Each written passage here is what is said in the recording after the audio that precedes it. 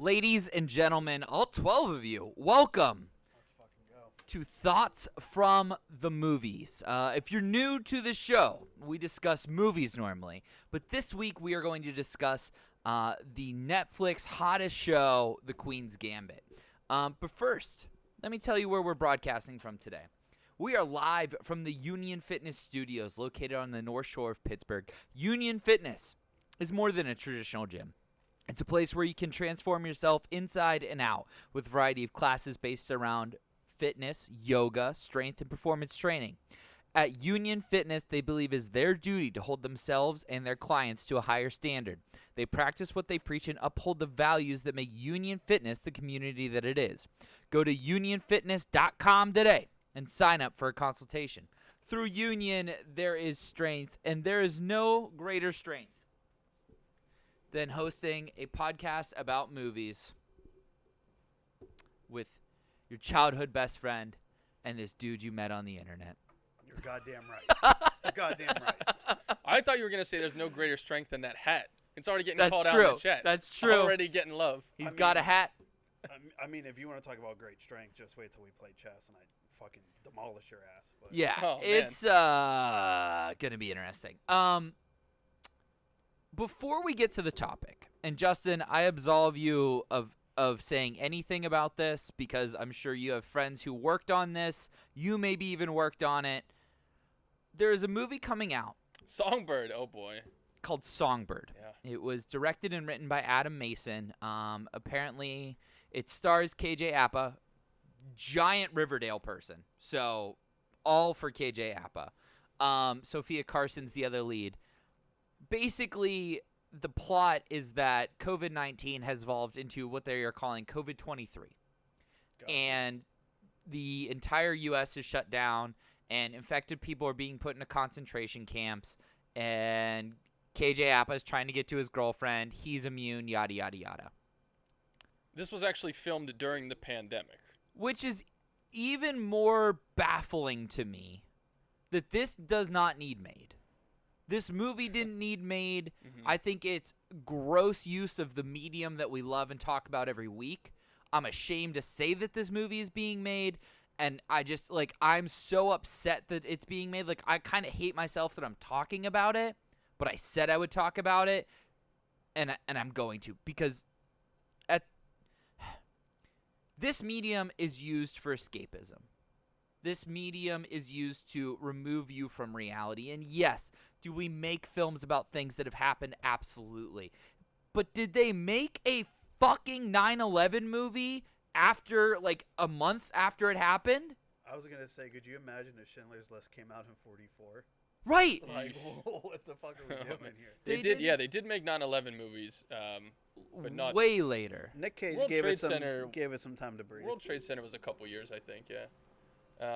But yeah, this, I mean, that's Mike is facing you. what happens a lot of the time is when you have an event like this, or you have something that becomes very popular, people try to put that into movies, right? So whether that's this worldwide pandemic where now all of a sudden everyone wants to film a movie about a pandemic, whether it's a horror movie or an international spy thriller or like whatever, they're all trying to capitalize on the moment by making something timely and relevant. And in this case, this is literally, it's like the virus is called COVID-23 in this movie, which God forbid we ever got that far. But It's great to see that Zach spared no expense tonight. Absolutely. The Rank King, who we're not speaking to, so I'm not going to read your comment. Also, the game of chess has a thing with me in common, a bunch of pawns, but only one king. I'm really upset that I even read that. So here's what I'm getting at is that this is worthless. This should never have been made. I'm very upset about it, and that's all the further I'm gonna go. okay, Songbird, don't watch it. No, like, I'm serious. Don't fucking watch it. All right. I could tell. Something you should watch: The Queen's Gambit. And something that everyone pretty much has watched at this point. At this It's point, I think. Netflix's its highest rated original limited series of all time, I believe now, up to views in the 70 millions, I believe. So this has taken the world by storm, and we're gonna dissect it in a lot of really cool ways tonight. And it's interesting because Zach and I were talking about this last week at the end of our show. Yeah. Just that we enjoyed it, and this this show, Thoughts from the Movies, has been, since its inception, fully focused and fully committed to cinema. Correct. And to films and filmmaking and all these things.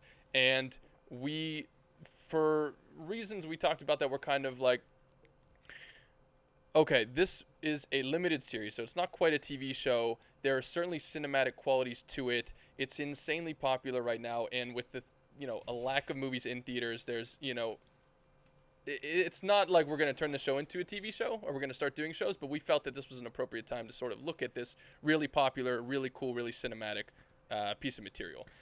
And I think it's going to be interesting because we're going to come at it from different sides. I think you two are very much treating this as if it was a super long movie, and I'm treating this very much as a Netflix TV show and holding it to the standards of other TV shows that are either A, limited release, or B, are Netflix originals.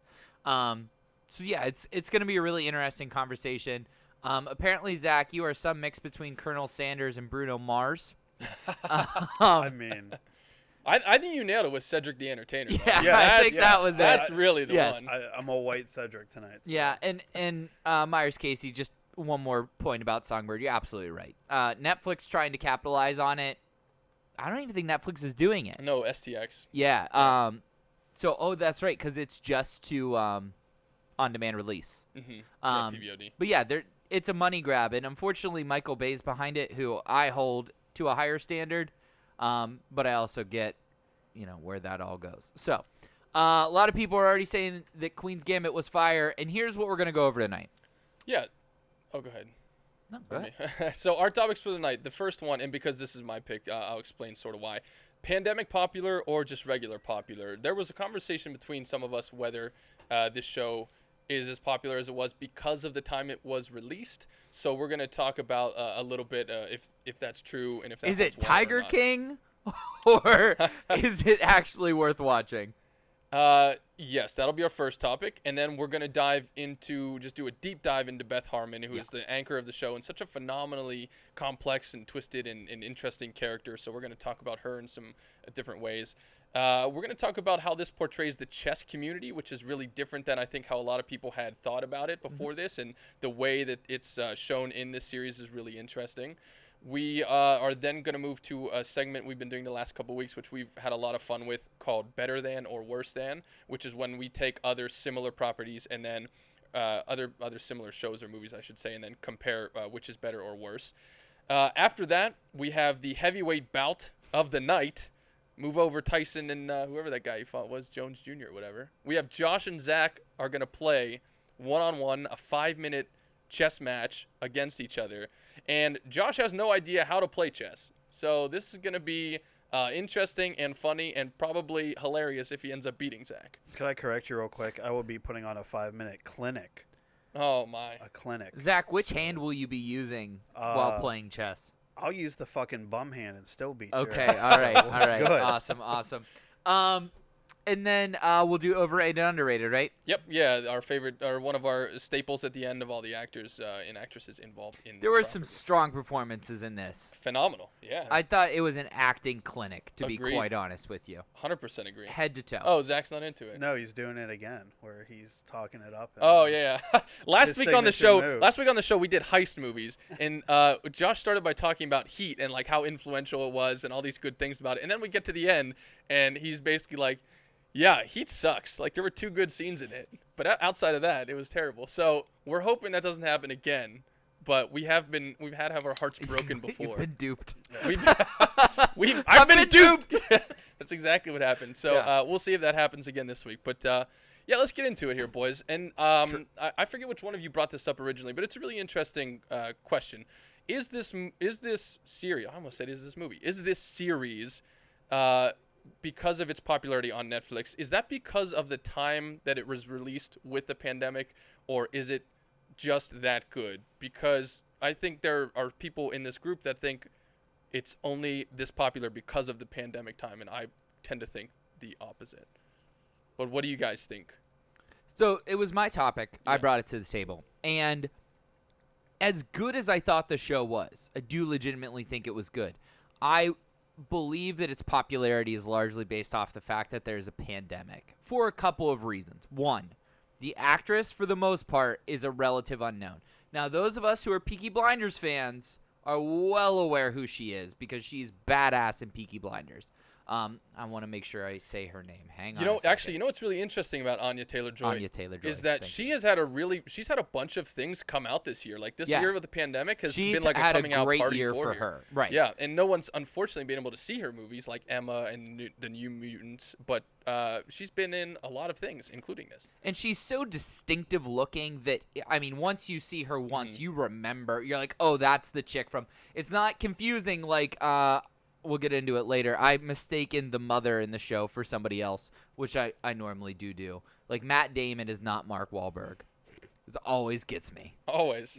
Right. I'm stunned there's every the Boston, time. You know, white guy from Boston. Yeah. I'm stunned. But I do think legitimately that this show's popularity hinges heavily on the fact that there was a pandemic. I don't want to use Tiger King as the golden staple because I feel like we're trashy America and we would have gotten into Tiger King whether there was a pandemic or not. Probably. But Tiger King largely benefited off of the fact that the pandemic had just hit. Everybody got stay-at-home orders. Everyone's like, all right, what's on Netflix? And we all saw fucking Tiger Joe or what? No, fucking shit. I'm going to fuck it up. Exotic Joe. Thank you. Exotic Joe. Just like sprawled out on that carpet looking like trailer trash number 9. And Right. we were all in. So yeah, I do think the show has some merit, but I don't think it would be as popular without the pandemic. Well, what's the difference? I mean, people are at home and they have not much to do, right? So they are going to turn on Netflix or whatever, but there are plenty of things to watch. So everyone's sort of gravitating toward this one. Do you think it's just because people needed something to watch and it made word of mouth just spread that much quicker? It's like, hey, what are you watching? Okay, I'll put that on. Here's what I'm gonna put back at you. Mm-hmm. Sabrina's The Chilling Adventures of Sabrina, the 3rd and final season, is released at the end of December. Mhm. Why? Because it's fucking winter. Nobody goes outside. When was Queen's Gambit released? In the fall, into winter. At the beginning of fall. Those are like things they think are gonna do well, but like Netflix has a repeated history of releasing things right as it starts to get cold, right as they know they can get people to sit down and binge watch the show. Mm-hmm. Same with The Mandalorian. I mean, The Mandalorian came out in the winter as well. There's a reason for that. Okay. Zach, what do you think? Do you agree with Josh that it's the pandemic that sort of boosted this from being something real good to being the monster hit that it's become? I mean, I think the pandemic gave people more of an opportunity to view it, but I don't necessarily think that the pandemic is the reason for its success. Okay. Like, I definitely, being home, well, I mean, are we even at home anymore? I mean, it's hard to fucking say at this point, but, I mean, it's not just like, the one episode we talked about, various other Netflix originals, Mhm. and how many of them had you just never heard of? Right. This is not one of those. This is what I would say she's an A-lister at this point, maybe, or on the growing cusp. that way. On the Yeah, I Trending mean, that this way. show has certainly put her up there. Yeah, but her trajectory was in the right direction. It wasn't just, someone on their way out got a Netflix original series, I think she benefited from people being home and that, like, assisted in the word of mouth. But I think that anyone who watches this isn't just like, this is another throwaway Netflix series. Sure. Well, let me ask you guys this, because I think a big component of why I like the show so much is because I really enjoy chess, and I've actually studied some chess techniques and stuff, and am You're terrible such a at it. nerd. Am terrible at it. Behind the beard and the hat rests a Harry Potter, Star Wars loving. Before that shit was even cool. Oh yeah. Like, I'll when name all the we- members of Jedi Council. when right we now. used to play a Harry Potter Seen It trivia, I couldn't even answer the fucking questions. That's how fast he was at Harry Potter trivia. That's true. Don't let the beard in this hat fool you. But I'm curious because I'm a fan of chess, and I really enjoyed watching the matches, and that component of it was a big draw for me. But a lot of people are getting into the show who don't know how to play chess and who aren't chess fans, but there are other things that are drawing them into it. So what was it for you guys specifically And what do you think other people are so drawn to with this specific show? I mean, it's period. It's about chess, which is not known to be like a super exciting sport, So I'm just, it's such an odd one to have taken off the way it did. Colonel, you want to tell us? That's so fucked. Yeah, I mean, I think it's kind of interesting just because a lot of people aren't necessarily probably into chess, but I mean, it's first of all her like physical appearance is mesmerizing. She looks like, I don't know. I dated this girl in high like school Ann once. Taylor. Yeah, I dated this girl in high school once, and my friend said she looks like a beautiful alien. And like I kind of get that vibe from her, where like she looks almost like otherworldly with like how symmetrical her features are. So she's just like, your eyes are immediately drawn to her. But then her performance and the story of like, her unraveling but keeping it together, and it's got Anastasia, booze thank you for the and 100 bits. drug addiction. It's got everything that like makes an interesting story. But I just, the entire time I was just mesmerized. I was mesmerized by the whole thing. It was very cinematic and very well done. And then I'm kind of like a nerd in the same regard, so the whole like intertwining of the Cold War sentiment of the whole thing was like interesting to me. Leah Shapisha says, I personally love the fact that all the men that she fucked came together in the end to help her, and then she still didn't need them. Fire. I didn't even think about that in that scene. I'm like, she oh man, it takes a village. It takes a village. Let's just get into it now. Register. Here's one of the reasons why I think this show was successful, and it has a lot to do with the clip that we just referenced. So in this scene, spoiler alert, this is the gay man that she's lusted after the entire time, flew all the way to Russia to support her in this epic duel with these crazy commies, right? And for all intents and purposes, she is in a lock at this point. It's almost certain that she could lose this match. And so he's waking her up after they spent the night talking and going over the match. And he's going to go answer the phone. And on the other end of the phone is no less than 2 to 3 of her lovers, former lovers, and every man that's probably ever loved her. With the exception of the janitor and the teacher, are on the other end of this phone, and they're going to go over every possible thing in the match. But like right here, I think that it's the Russians. Like I thought he was gonna turn on her. Yeah, same. So I think it's the Russian guy that's gonna pick up on the other end, and then this cut, Benny. It's just like I started to cry when that, and then like as he's passing the phone, like. It's just such a great, sweet fucking moment. Mm-hmm. And this entire show is full of those moments where it's like the get right moment, for lack of a better phrase, where like they're just like, aw, there's this heartwarming moment. I will say, these guys are getting a lot of flack in the chat right now. Shout out to them for not simping hard enough that they flew to Russia. Yes. Because that would have been otherworldly. Yes. I would have been like, okay, guys, come on now. Yeah, this is believable. Yeah. Yeah. Anna says, name a time when that many dudes came together to help a woman ever. Unrealistic. It's a great, not wrong. It's not wrong. Times have changed. Yes. Yeah, but that was a great moment too because she had ruined. She had that wop. Maybe. God bless. I don't actually want to comment on that. That's a bad idea. I hope she does. I'll say it. I was gonna make a WAP comment, and then I'm like, did you see? Like I saw you walk up to the edge. You picked your foot off the ground. It didn't move forward, but you picked it up off the ground and then put it back down. Wet ass pawns. Yeah, wet ass pawns. But no, that was also a great moment because she had not ruined the relationship with those guys, but the last time that she had seen them was a bad moment. She burned bridges with Benny. Yeah, like for sure. Benny had told her not to speak to him again, and with Harry, or whatever. Yeah, Harry. Harry. She had essentially turned him down, and he also kind of turned his back on her when she was, going through her struggle with drugs and alcohol, like at the peak of it. So they had both kind of turned their back on her. So at the height of her stress about this match, to have them call and be like, hey, we're here for you, listen up, this is what you need to do, like, that was a really powerful moment. And I definitely did. That's one of the things about this movie that's so great is the dynamics, the support between the characters. And I think I texted you guys this. My aunt watched the show. Mm-hmm.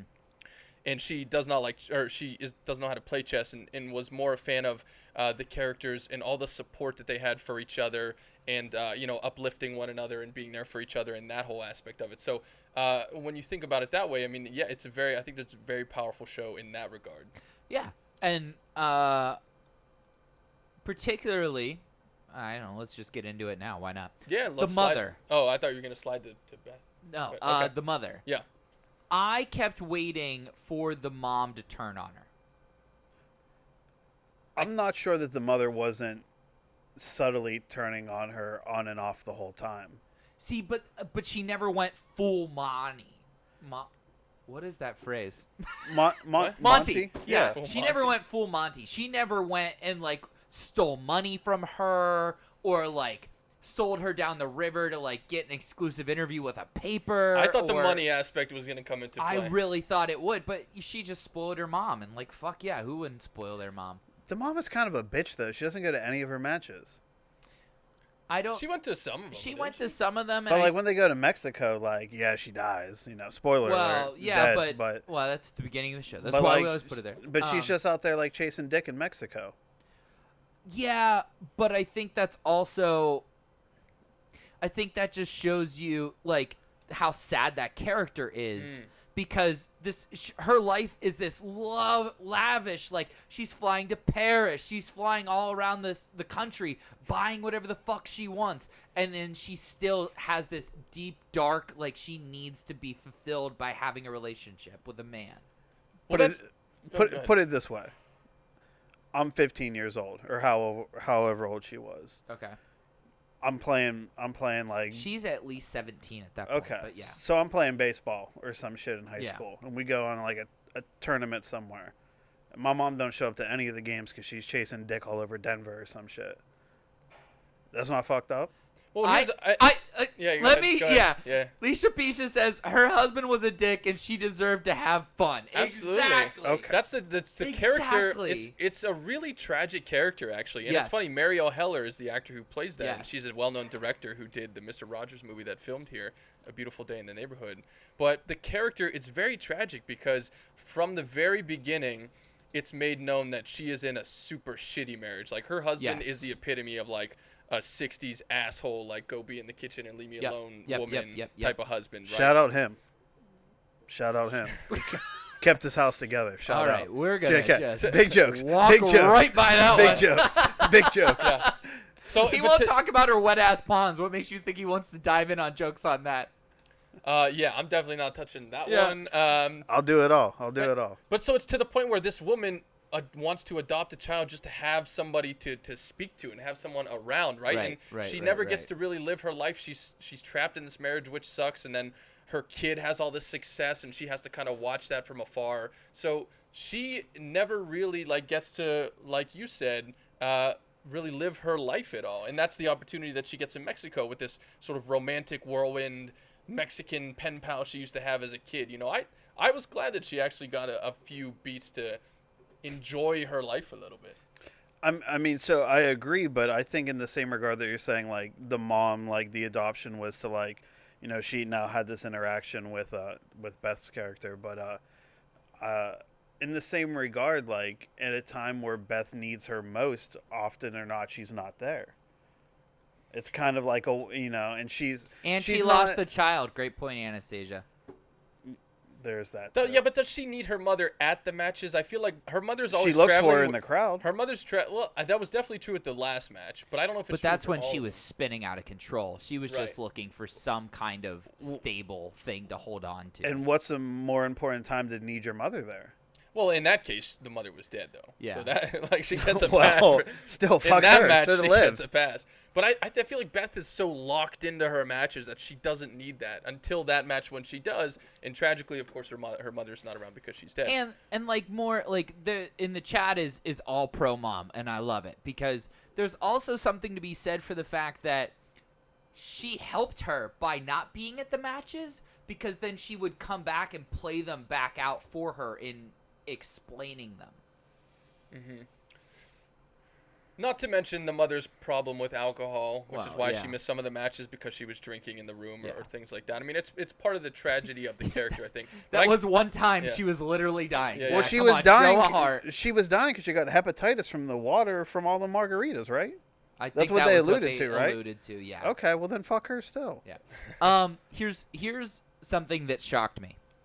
So here's the actress who plays it. Right. Oh wow, what? Marielle Heller, who's married to the Lonely Island guy, Jorma. Stop Okay. it. So here's her. Mhm. She is not Rosemary DeWitt. She's I am not. stunned that they are not the same person. It's kind of close. Wait, is this I- lady dead too? No, this lady's I alive. saw the they're picture. both alive. I saw the picture next to Patton Oswalt and wasn't sure if it was his dead wife or not. No, she plays Patton Oswalt's wife on United States of Terra. Oh, God Um, bless. No, these are both alive actresses. These are alive Shout out to actresses, being alive. But like, I went through that entire show thinking it was Rosemary DeWitt. Interesting. The entire show, and then like Googled it later. I was like, oh, Yeah. that no, is not her. close, but no sugar. Yeah. So Let's continue this topic by moving on to Beth Harmon. Yes. Who is such an one of the more interesting characters of the years, for sure, I think, for a lot of reasons. But I want to ask you guys first what your take on her is. I mean, obviously, this is a different time period. There's a different movement happening. This is like a world that couldn't be farther away from, us as guys in their, 2030 corridor in 2020. And, just what were you attracted to about her? What did you find interesting about her, her story, her character, her personality? Why is she such an intriguing character for so many people? Why are so many people drawn to her? Do you mind if I Go lead it for off? it. She's just a bad bitch. She's just she honestly doesn't give a fuck about anything. She's popping pills in the orphanage, she's playing chess, she's fucking these dudes and leaving them, high and dry. They go to Russia and they're like, "Yo, you got to do one time for America here, like we're in the shit with these people." And she's like, "Nah, like fuck that. I'm going to go play chess with these old heads in the park." Like she doesn't care about anything except for herself. And as a selfish person, I admire the shit out of that. As a selfish fucking person, I'm like, I love what she's doing here. She's making it look good. People are like, "Oh, the Queen's Gambit's great," and I'll be like, "Well, next time I'm in a selfish asshole, I'll be like, hey, I got it from the Queen's Gambit." That's interesting. the You say blueprint. selfish as the adjective. Honest to God, I don't know if I thought selfish at all at any point during the Independent. series. Would have been what I thought. Independent. Okay. Yeah, I mean, but I would say like grossly independent. Mm-hmm. Well, there's You don't know that my quality of. I think when you are that type of character where you're almost like a savant, not necessarily like a Rain Man, but like someone who is True. mentally so far beyond people True. in a certain category that they can't associate and they can't connect with them.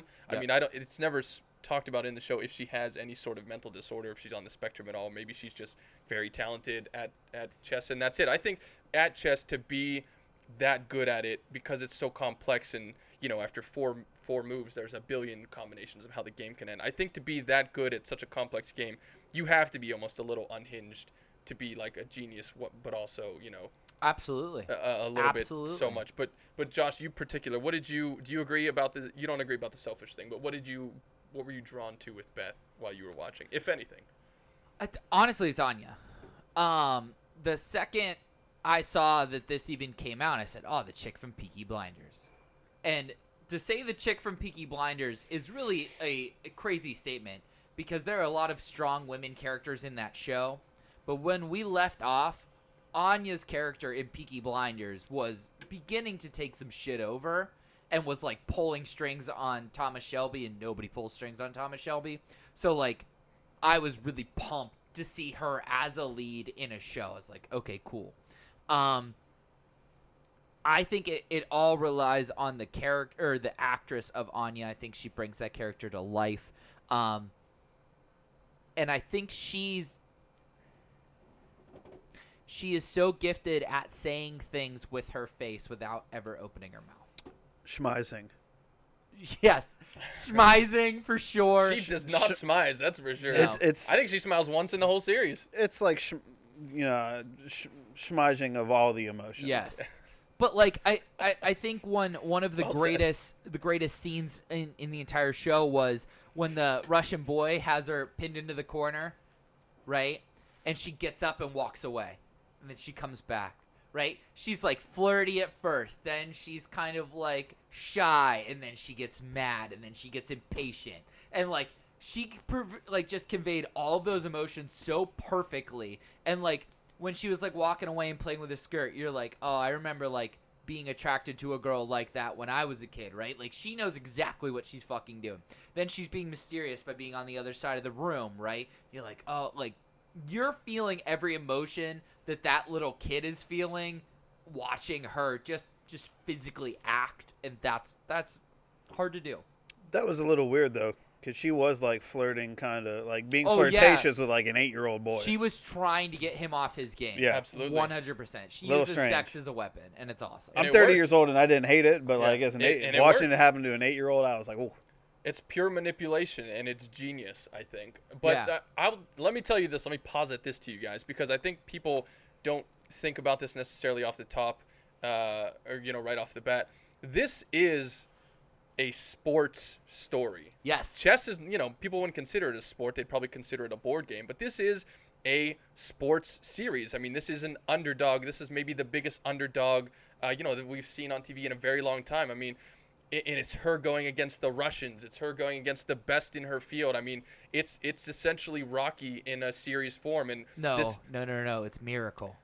it is It's Yep, Miracle. and Miracle. Yep. Another good comparison. Yep. And especially when you think of all of the things that she had to go through in her life, things that were forced upon her to just put her in the shittiest situation. Yep. I mean, her mother's, mental problems, and her parents being terrible together and breaking up and that whole thing. Then her mother dying, killing herself while the kid was in the car. Then she gets thrown into the shitty orphanage. Then she gets forcibly hooked on tranquilizers. And at 9 years old, she becomes hooked on drugs, Yep. Thinking that they're vitamins or whatever. And just, she gets adopted into a household where the father like really doesn't like her, and it's very awkward and everything. So all the things that this character goes through, it's just like, not necessarily moving from one shitty situation to another, but she has so many things that are stacked against her at so many different points that it's truly an underdog story. And I think that's why she's so compelling, because she just charges ahead. I mean, we know that she's better than everyone else, but it's so raw at first, and it needs to be refined and practiced to really get at that accomplished level. And that's why she loses to Borgov twice, right? But to see her growth from raw, talented, extremely unlucky child into graceful and very systematically brilliant in all of these things as she rises to the top. That's the journey that attracts so many people in so many different movies, I think, and TV shows. Hey, CT Creative Concepts and Wanderer171, welcome to the chat. Thanks for joining. Tell us what your favorite part of the Queen's Gambit is to this point. I love her. Mm-hmm. But, and you kind of alluded to it, the supporting cast of characters that we meet along the way are maybe one of my favorite supporting casts of, like, the reason I feel like it's like Miracle is because the supporting cast of Miracle, so if I can draw comparisons, Beth Harmon is Herb Brooks, right? She finds out what a grandmaster is, and that's all she wants. She wants to be a grandmaster. Herb Brooks, the only thing he wants is to win a gold medal. And the goofball cast of characters that surround both of them, right? As you go through this, and the moments and the beats, and you see people fall in love with them and understand her and all that kind of stuff. I loved the cast of characters more than anything. From the beginning with the weird fucking janitor to, the alcoholic mom who's like seems to just like love her adopted daughter more than anything, and then has this weird, traumatic back, and then we start to meet, the Harrys and the Bens, and like the first time you see Ben, he's like holding court. He looks like he just came out of the Australian outback for no fucking reason. Definitely. He's at a chess tournament in Ohio. Like, dude, you don't need that hat and a knife. What are you doing, dude? Benny Dundee, I think was his name. Yeah, pretty much. I also want to say this, and tell me if you guys agree. I think also not only all of these things about Beth and her supporting cast and who she is, but I think there's also something really alluring to her because we know that she is the best, and that's something that's sort of unattainable for most of us, right? So while we're watching, we understand that she's at a level that we can't even comprehend to being at. And watching someone that is the very best at what they are is always really interesting. You know, it's why the smartest person in the room is always such a compelling character, right? Because you feel like they're always in control and they're the power in the room or the power in the situation. I think Beth has that quality to her. Even when it's raw and unrefined, it's like, this is clearly the best person in every room that she is in. Yeah, and CT Creative Concepts points it out perfectly. I love her character a lot because she reminds me of myself. Her drive, the passion for what she loves, and how she continues to be a badass bitch through it all, with the fucked up childhood, the ex-lovers, all the way up to the victory. Absolutely. I want to throw something else out there. Yeah. And I don't know if this will come across as like controversial, but you know, it is what it is. But I think this is one of the, and you know, in recent memory of things I've seen, one of the best portrayals of like a strong female lead that didn't seem like forced. Do you know what I mean? Absolutely. There's an argument that especially with like The Last Jedi, that you know there's this big female influence that a lot of Star Wars fans were just like, and it could be just because like it was atypical to the Star Wars franchise up until that point, but certain aspects of characters felt like their characters were being like overwhelmingly something just to have that female energy, where this is a strong female lead that's a bad bitch, and you're just fucking here for it the whole time. It doesn't feel weird. It doesn't feel forced.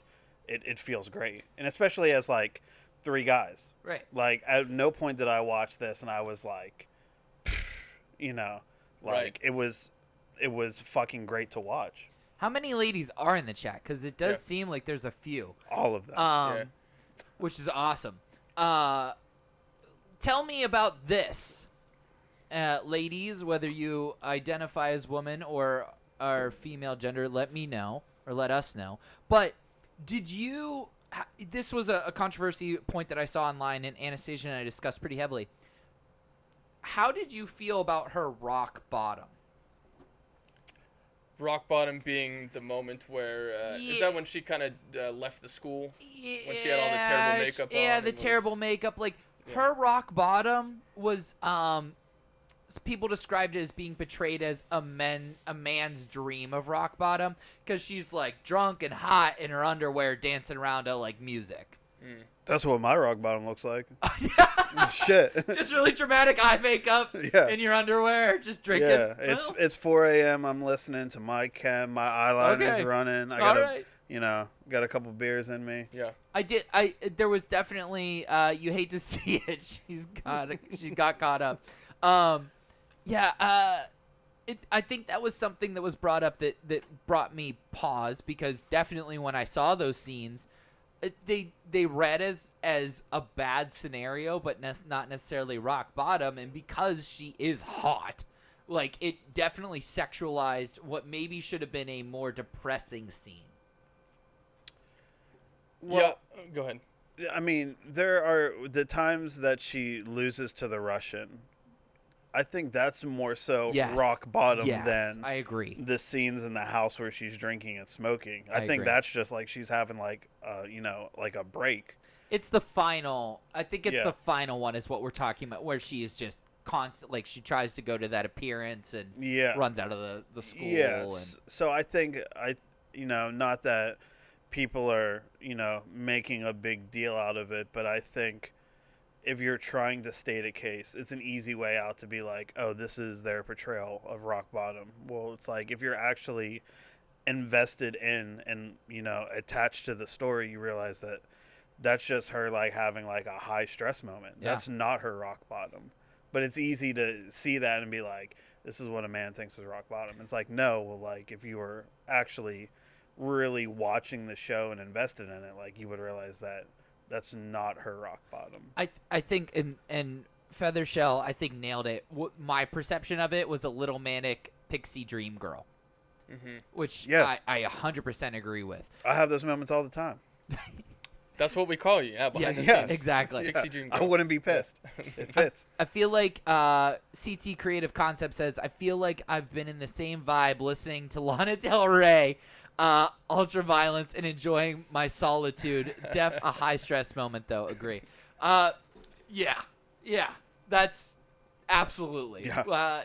And that's exactly what Zach's talking about. Yeah. So. I want to comment real quick on Zach's point, though, Yeah. but he was talking about what that led into that, about the strong female character. And I do want to think that this show did a great job of showing that without bashing you over the head with it. Because Yeah. a lot of times, and in the last couple of years, especially, working in Hollywood and reading all the material that's been coming out and things like that, this has been something that's been a priority for a lot of people, is inclusion and representation, especially with females, obviously, which is fantastic. But a lot of times it's taken to a level where it's so blatantly on the nose about what people are trying to do that for me as a male, it can be a turnoff at times when like every other line in a script is, what you think I'm a woman, I can't do it as good as you can, or things like that, where it's like the agenda is there and they're just kind of hitting you over the head with it.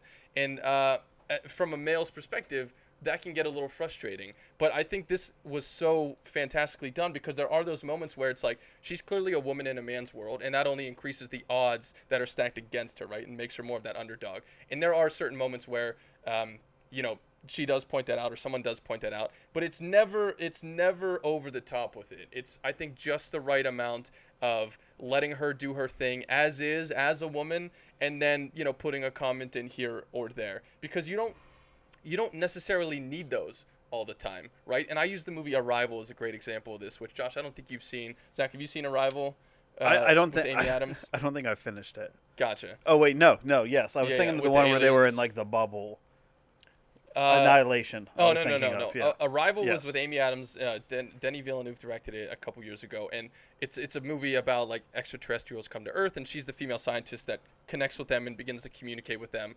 But it's such a great movie, and it's a fantastic role, and Amy Adams is so good in it, and at no point does it ever need to be like, well, what, you couldn't get the male scientist, so you had to come get me or whatever. Like, there's just none of that. It's just, it is what it is. It's a fucking great movie, and it's a great character, and it's just, they just let the story tell itself, right? And I think that's a strength of this, and to your point, I think they really did that well in this one. The chat agrees. They show they demonstrate female strength through writing her character. That's how it's done. Agreed. CT Creative Concepts is yassing your entire little not ramble, but your monologue there. Yeah. Proclamation. Yes, thank you. She didn't need to declare she was strong. We just exactly knew it. Right. Yeah. That's it. Absolutely. And really, as we were watching this, I turned to Anastasia at one point and I said, "This is what Marvel wanted, but was afraid to pull the trigger on the Black Widow part, the Black Widow solo movie." Interesting. Because this is it. I mean, that's it. I haven't seen any of the Marvel movies. Well, The Black Widow didn't come out yet. Yeah. The solo movie. Yeah. right, but like, Scarlett Johansson's character though. yeah, Right. Yeah. ScarJo's Shout out ScarJo. Real quick. ScarJo's character that I do declare. You goddamn right. Yes, we're practicing on working on reading the chat better as hosts. Throughout Thoughts from the Bench, and I think Derek is now just doing shit to try to trip me up.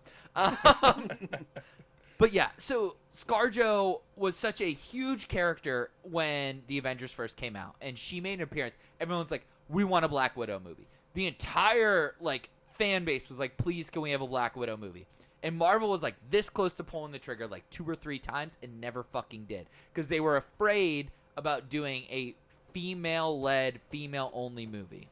And they could have, they could have had this. Well, and then you get to the point, I think it was in Avengers Endgame, and I apologize for everyone in the chat if you guys haven't seen the Marvel movies, but there's a scene in Endgame, which was the highest grossing movie of all time that came out last year, where all of the heroes are finally together in the final battle. And there's a scene where they take all of the female superheroes and they give them like a quick sequence where all of them are like, "Come on, girls," and they all go into battle together. And that actually got a lot of backlash from people that thought that people were it was placating. I mean, it's what's the word? It does start with a P. Placating.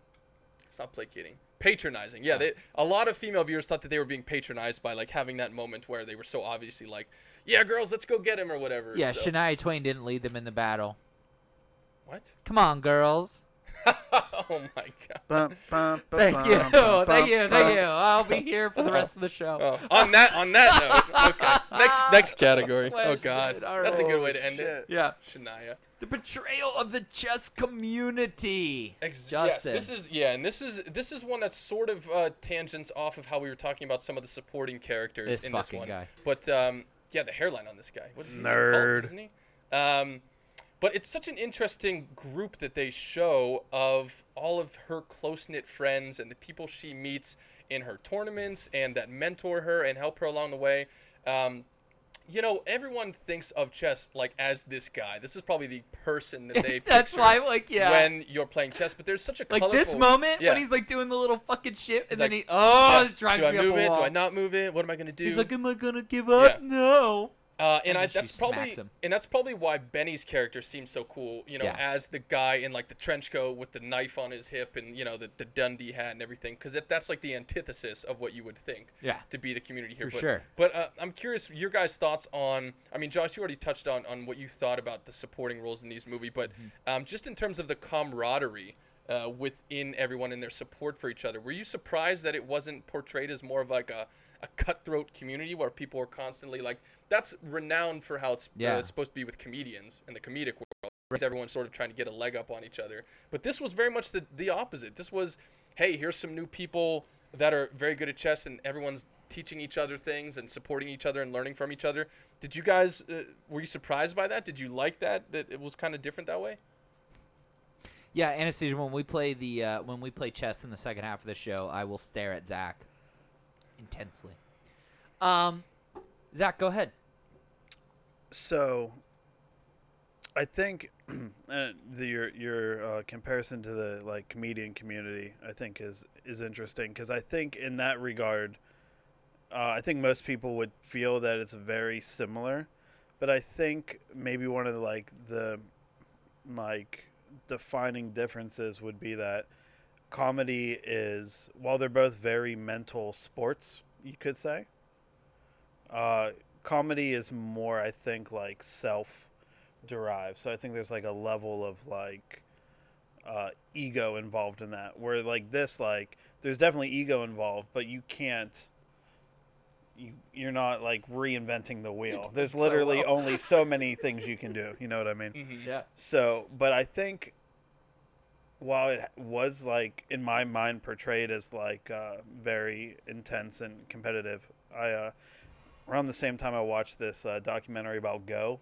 It's like a very like well-known like Asian Chinese game. Okay. Yeah. So I think and like that is like wildly like way more competitive, I think, like than the chess community appears to be, but just from this representation. But I kind of enjoyed like the representation of the chess community. Like they didn't make it seem like super fucking nerdy or anything like that, you know. And I can see that you're just laughing. getting roasted. I'm sorry. I'm trying so hard to hide it, but can you tip your hat and say, "Milady"? My lady. I will say this was like a way more obnoxious cowboy hat at one point, but I did some like for real like nerdy shit and steamed it and reshaped it myself. I love the hat. I don't know what all the trash is. I dig the hat. You can wear that again for sure. Oh, God bless. But I liked the like the community bits. aspect Thanks, of Derek. it because I mean, that's kind of like what you get involved in shit for. Like, even like when you do like competitive sports, like when I was watching the game earlier today, and you know, this says whatever it says about me, but like one of my favorite moments of watching like a football game is to like see the opposing teams like chat it up in a non-aggressive fashion. Yeah. Or like when you see like one of the Ravens like help up one of the Steelers. Yeah. Because like, yeah, it's a super competitive thing, and you guys have like a lot at stake. Mm-hmm. But like ultimately, like it's a game, and like you're just there to be part of, like, if you're in the NFL or if you're one of these elite chess players, like, yeah, you want to win, but like you're already at the top of your game, like, Right. you know, Right. Sure. While there's like a lot of competitiveness and you think there would be animosity, like innately there's a ton of respect for like your competitor. And so I think this did a good job of like showing like, especially at the end where she faces the guy who wrote the book. Yeah. Yeah. And so there's a shitty Yeah. scene after they take the pause for the evening where he's helping Borlov. Yeah. Borgov. He's helping Borgov, like, here's the game we were playing, like, how can I win? And she beats him, and he says, like, some really, like, fucking nice words to her. And you're like, that's what I want. Because even though I think you're a piece of shit because you were trying to, like, screw her over and get the edge on her, like, still to see, like, her... Ultimately, the janitor is her mentor, but in a big way, like, he is her mentor since she studied from his book. Definitely. Like, it's nice to see him, like, you know, pass the sentiment along to her, and is like, you're the best chess player I've ever played. That's a great fucking moment, and it's not competitive, and it's not this like high intensity moment. It's just a subtle, sweet moment. But I think it's one of the more powerful moments of the entire series. That might be my favorite scene in the entire series. I mean, she gets to the final round in Russia after years and years, and she's this close from the championship. And before that, she has to play this guy who wrote the chess book, and they have this match. And then afterwards, this guy, he's got the long hair and the glasses. He's like some conductor-looking dude. But he says, I resign in relief, and I just want to tell you, you are the best person that I've ever played, and I admire you so much, and I respect you so much. That was such a great moment. So good. And you could see it on her face how much it meant to her, and that's a credit to her acting, like you said, Josh. And she returns it and just says, I've studied you for years. You're my favorite player of all time. Like, it's such a powerful moment of love and respect between these two players. That was definitely maybe the best moment of the series. And I think also... Before I want to hear Josh's thoughts too, but the camaraderie aspect and the familial aspect in the show, I think, ties into also the dynamic, the subplot of U.S. versus Russia, right? So it's like all the U.S. players have to be portrayed as kind of close and friendly because ultimately the antagonists are the Russians, right? So that kind of factors into it. But Josh, what are your thoughts on the supporting? Yeah, it's interesting that the antagonist ended up being a good dude. One of the antagonists, yeah, one of the Russians is very... Well, no, even Borov. Oh, yeah, Borgov too, sure. Yeah, I mean, you know, and Benny kind of pointed it out. It's not the Russians' fault that they play as a team. They're just smart enough to play as a team. So, like, that at the end of the day is it's not their fault, and he plays the game clean. It's not like he did something to try to distract them or anything. You know what I mean? Like, it's... like the Russians weren't dirty. No. They were just better. No. Yeah. And another Miracle reference, when he says that, you're the best, that's the best goalie in the world is sitting on the bench right now. Like, that's, that was moment for moment for me. Yeah, man, the portrayal of the... Portrayal of the chess community, I think, in this was lighthearted on both ends of the spectrum, where like this we'll play this clip again because I hate this guy so much. This guy is like, it's purposefully funny how fucking nerdy and dorky this guy is, right? But then you also have like these grand masters who are like overly impressed with her, right? So like they're lighthearted on both ends of the spectrum. They don't ever like lean in one way or the other. I mean, just the way he punches the clock with his piece is like so snarky, it kills me. Looking like a beat ass Steve Jobs. Like, I hate it. Yeah, it was great in that everything, like there was no true evil in it. Like everyone respected each other in a way. So that was really cool to see and different, I think. Let's do, because it's almost 9, and I said in the second hour we'd play chess. So, let's do half of the better than, worse than. We'll do your guys' half, the movie half, and then we'll come back because eventually I am going to not shit on the show, but compare it to some other shows that I think are maybe a tad better. So, let me pull these guys up here. The Queen's Gambit. Okay, so yeah, again, this is a segment we've done lately that we have a couple similar movies that are similar projects, and we're going to decide which one's better than or worse than. And then after this, for all the people in the chat that are hyping it up, we will get to the epic chess match. Derek said, and Justin was pointing this out before, that how to play chess was one of the top 5 Google searches after this show came out. Justin said that there were no chess boards at most like big box stores It worked. They made chess look cool. Every other show makes it look like a thing you play in New York outside with old people. Absolutely, particularly in Mr. Robot. This made it sexy. The time period. It made it and look the like people a sport. In it. Yeah, I mean, there's a reason why I'm comparing it to Miracle, because Miracle for me was the first real fucking hockey movie where it looked like hockey. I love the Mighty Ducks. Mighty Ducks doesn't fucking look like hockey. The Miracle looked like hockey when they're skating. The sound, the way everything looked, the way the puck moved, and the fact that we then learned that the actors had to learn how to play the game. It felt like hockey. Well, you know what's interesting too is that they had Gary Kasparov, who is one of the most famous chess players of all time, and I think the second highest rated player of all time behind Magnus. Was a consultant on this show, and he and the other person who was an American, I believe, national champion, they recreated every single game of the show as legitimate games. So even when the board wasn't shown, the actors were still playing a real game with real moves that they had to learn. I mean, everything about it was authentic and overseen by an actual grandmaster. So there's no faking it like usually in movies. It'll just be people moving it randomly. Right. But this was all very legitimate and planned and thought out. So. And it was crazy because in a lot of the sequences, I was like impressed how much the board had changed.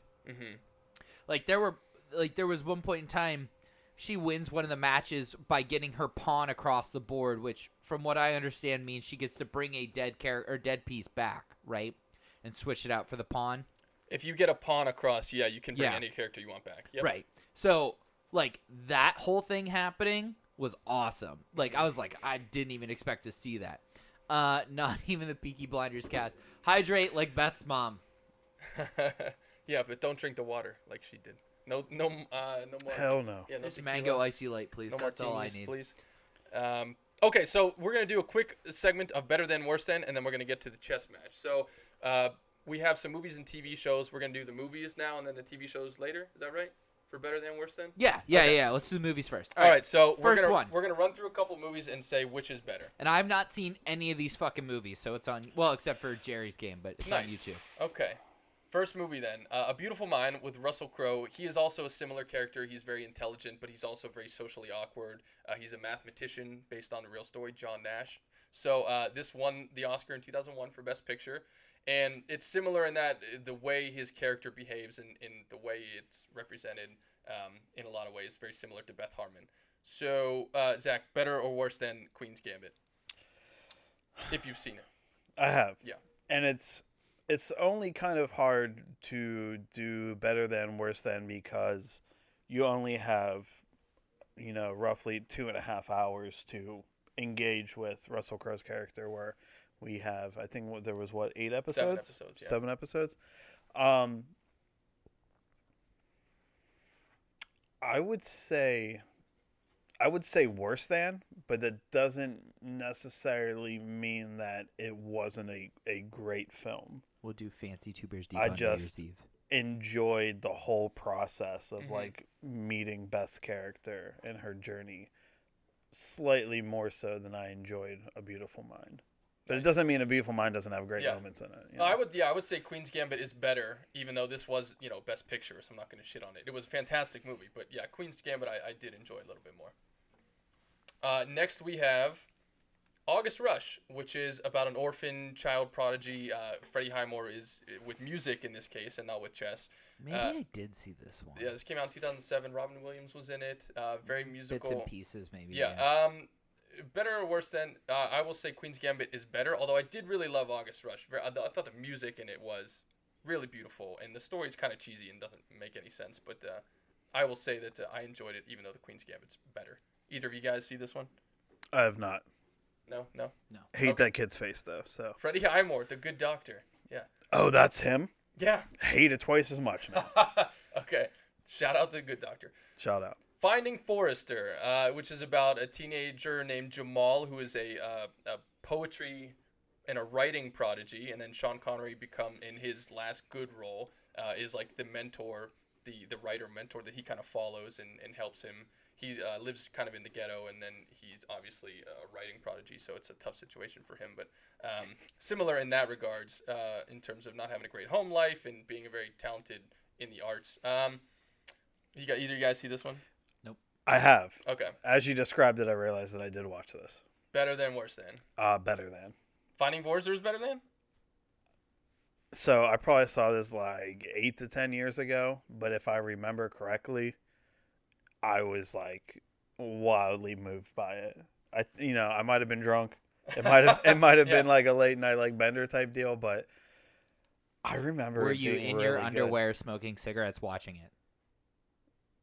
I mean, swear to God, it's 50-50.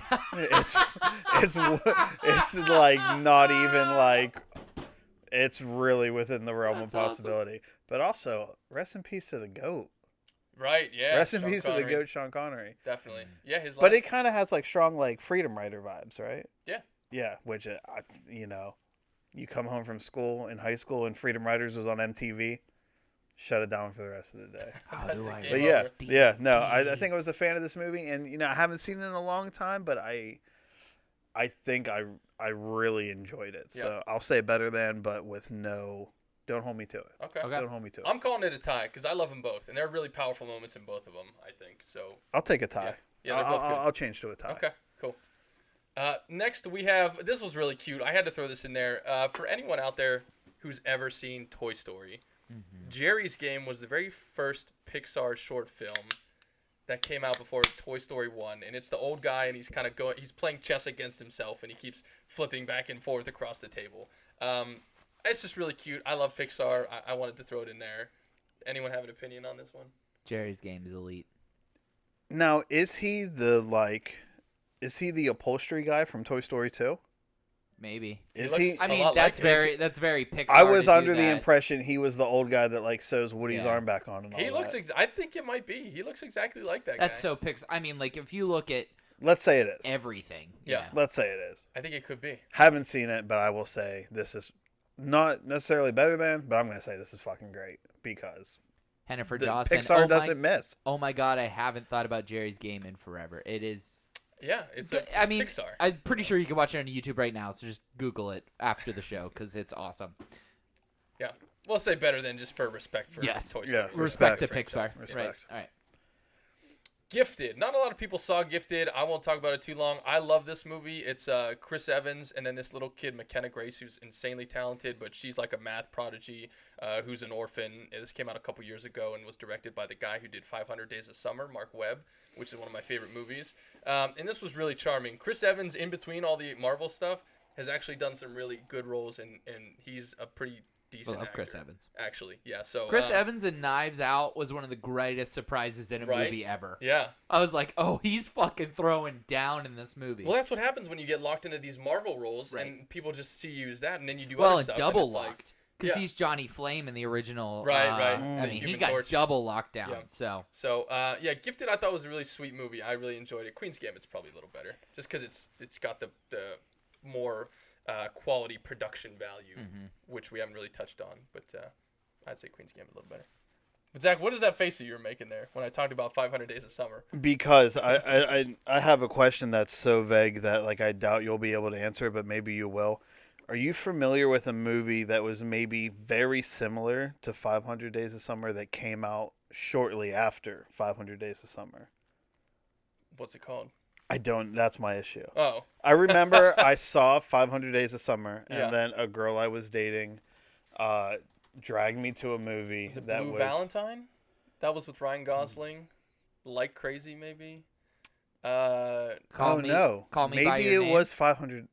500 Days of Summer, Zoe Deschanel and Joseph Gordon-Levitt. Maybe and it was in the Perks Office? of Being... Yeah. Which is the one where they sing Hero and drive through the tunnel? That's Perks of Being a Wallflower, yeah. I think I walked out of 500 Days of Summer.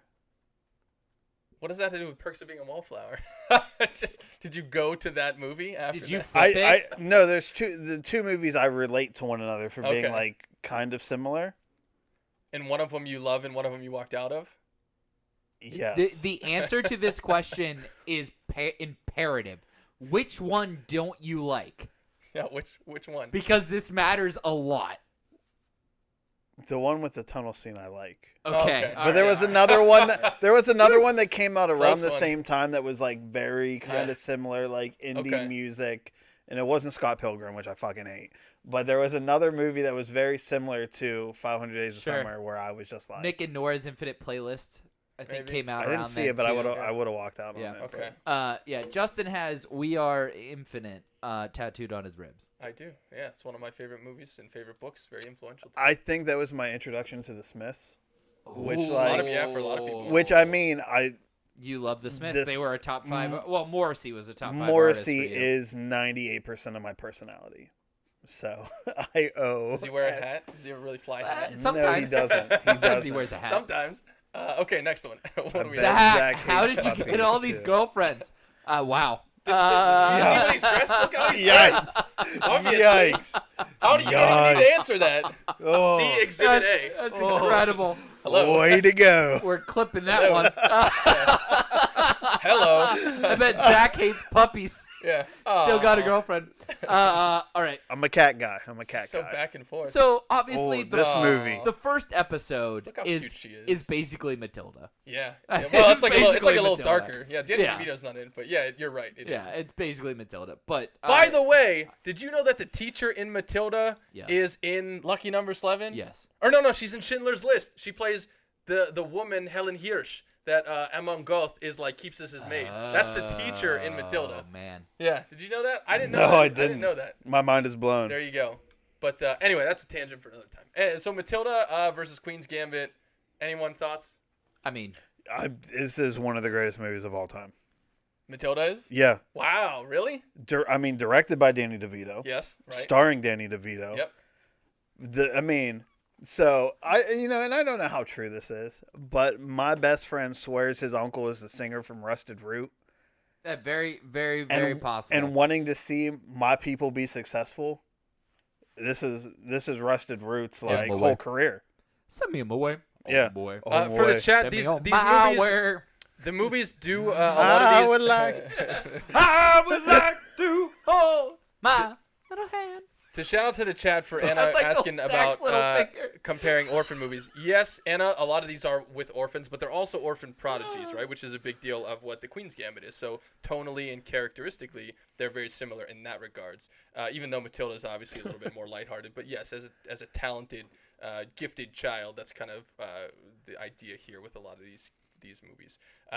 Derek wants you to compare a chess movie. How about Pawn Sacrifice? Pawn Sacrifice, yeah. Surprisingly, and the reason that I first ran to movies and not to TV shows with this, I mean, the subject matter is very hard to compare because there just aren't a ton of material about chess to begin with, let Right. alone like similar in tone and the period and all these things. This movie, Pawn Sacrifice, came out a couple years ago with Toby Maguire and Liev Schreiber, and he plays Bobby Fischer, who's probably the only chess player Anybody's Americans ever heard of. might have known. Yeah, he's the most famous American chess player of all time. And the movie's about a very famous chess match with him and Boris Spassky, who was a Russian, played by Liev Schreiber.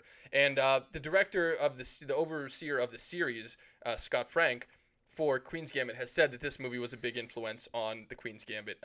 So, and this is he's a very tortured character, but he's also a genius chess player. So, very, very similar to Queen's Gambit. So, I did like Queen's Gambit more, but certainly these are the most comparable that we're gonna find. And you guys, none of you guys saw this one, right? I have not, but shout out Toby Maguire. Yeah. Always. Shout out. Always. Shout Yeah, out. this is the movie version of Queen's Gambit with Toby instead. And Anastasia, all the things that we've been talking about. So Anastasia is basically my pre-production meeting when I'm going to come in here and spout off about how much I hate heat. But basically, you guys gave me this list, and I agree. These are all movies. I want to talk about things that were books that got turned into or are short-run TV shows. And we're going to do that in the second half. So stay with us. Next one. Next is Queen of Cadway, which was a Disney movie from a few years ago, and this is very similar in that this was a Ugandan chess prodigy, a young girl from Uganda. This had Lupita Nyong'o and David Oyelowo in it. Uganda, excuse me. That one I know. You got me on that Soccer. one, yes. But so this is kind of the movie version again with a young female who's trying to make it in the chess world as a grandmaster. So I didn't see this one. Either of you guys see it? No. I have Okay. not. Yeah, It's I heard Disney, so heard it's probably positive things crap. about it. Yeah, and I heard good things about it. Rounders, just reaching a little bit at this point, but chess and cards and, just being excellent at it, iffy. But, tonally, it's kind of down the same path. Zach, you're acting like you hate this movie. No, one of my, strangest but happiest, life moments is centered around Rounders. No. Where my cat, I had just watched Rounders, right? And John Malkovich has this line, pay that man his money. Is that not Rounders? That's Rounders, right? Maybe. It's the poker game? Yeah. Yeah, so John Malkovich is the Russian guy that they're right. Yeah. So, after I think Matt Damon beats John Malkovich, he's standing there in his Adidas tracksuit like a good Russian boy. And he says, pay that man his money. And it's this terrible accent. Yeah. But every time I would say, pay that man his money to my cat, she would meow. And I swear to God, I did it 30 fucking times, and she responded every time. And it was otherworldly. I'm just really confused because you said Matt Damon was in this movie, but that's Mark Wahlberg. It's Matt Damon. To the uninitiated. Son of a bitch. It says Matt Damon on the poster. Yeah, it says on the poster. Are you sure? Are you just messing with us now? All right. Oh, God, this guy. Imitation Game. Benedict Cumberbatch in this plays a very similar character to Anya's in Queen's Gambit. He plays Alan Turing, the inventor of the modern computer. This was a big hit at the Oscars, I think 2014. They had 8 Oscar nominations. Yeah, and it won for best adapted screenplay. Again, sort of a very tortured character, but also a genius for creating the first computer, going up against the Nazis, similar to going up against the Russians. This movie I really, really enjoyed. I'd say they're probably about equal. Queen's Gambit was longer, so maybe that gives it the edge, but both pretty strong. Either of you guys see this one? No. Yeah, I mean, like I said, I'm kind of like a nerd. I grew up with my grandparents, and it was History Channel about World War II 24/7. So watching the story of the Enigma machine was super interesting. But I also want to say, before I came here today, I saw a trailer for a new movie about Don't say Songbird, I'll punch you. No. It's about the lawyer that represents the man responsible for recruiting the people for 9/11. And Benedict Cumberbatch is in it, and he plays someone that works right, the Mauritanian, I think it's called. Yeah. Yeah. His voice in this trailer was so deep, I was fucking blown away. I was like, how's this even possible? It sounded the farthest thing from Benedict. I'm not even gonna try it. It sounded the farthest thing from him that I could possibly imagine, and he has a really deep voice. It looks very He's good. also very no, but actor. it was some I don't even know a deep Kurt Russell voice. It was some other shit. He gets I'd pretty never deep heard. playing Smaug in The Hobbit. Yeah. I did not see. I saw the first Hobbit movie and I was done. Gotcha. Okay. The CGI killed me, but nice. All right, so those are the movie ones. We'll come back a little later and do Josh's TV show comparisons for better than, worse than. What are we doing next? We're going to take a commercial break, and then when I come back, I'm going to whip Zach's ass. The main event, the chess match of the century. You're gonna not going to want to miss it. We'll do a 5-minute match so we don't get too carried away, but between the two heavyweights here. I mean, I have no idea how long this is going to take. You may have bitten off more than you Well, you don't know how to play chess, so it technically will probably be over. I'm going to fucking smash him. I feel like heavyweights was a comment on my weight. And now I'm a little offended. Did you make heavyweights fat jokes? Heavyweights was a comment Wow. on. No, did you ever see fat heavyweights? jokes? Wow. Did you ever see heavyweights with Ben Stiller? Wow. I was We're going referring to to that commercial. movie. Wow.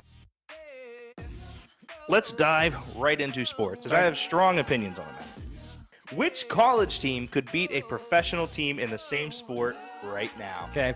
There is not a single answer that is better than the LSU Tigers defeating the Cincinnati Bengals. Even if I know the pitch that's coming, every other part of me is still normal. That's why it's frustrating for me, Greg. It's like okay, if I know what something is coming, I know ahead of time. I still have to be able to do the action to get the result that I need. Okay, so they won 3 games in 10 years with 3 rebuilds. I don't lose at arguments. All right. Especially about fast food, so yeah. You will never walk alone. Guess what? Now you will. Coronavirus. I barely touch my girlfriend's cat. The most I'd be willing to do is like just kind of put my finger on its forehead and just like. All right, ladies and gentlemen, with us is Alex Kazor from Steelers Depot. We are live with Ryan Smith, professional cornhole player in the ACL. Ryan, What all franchises were you able to work with in the NHL? With Phoenix, Carolina, and Detroit.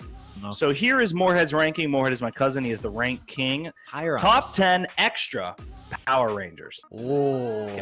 This is the top 10 emo songs of the 2000s. There's only one correct answer for number one. Why is F is for Family better than Futurama when Futurama is like Star Wars for potheads? Like I know. I'm Well, I think We have one or two that are mad in the chat.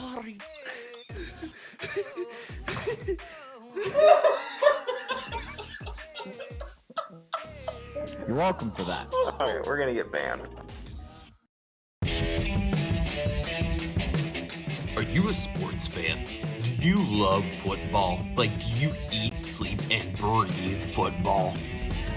But when it comes to fantasy, you just never seem to get it right? Well, have no fear, my friend. Thoughts from the Bench is here to take you from Sunday scaries to Sunday success. So sit right there and enjoy a beer and get ready to change your fantasy life with Boondock Bangarang.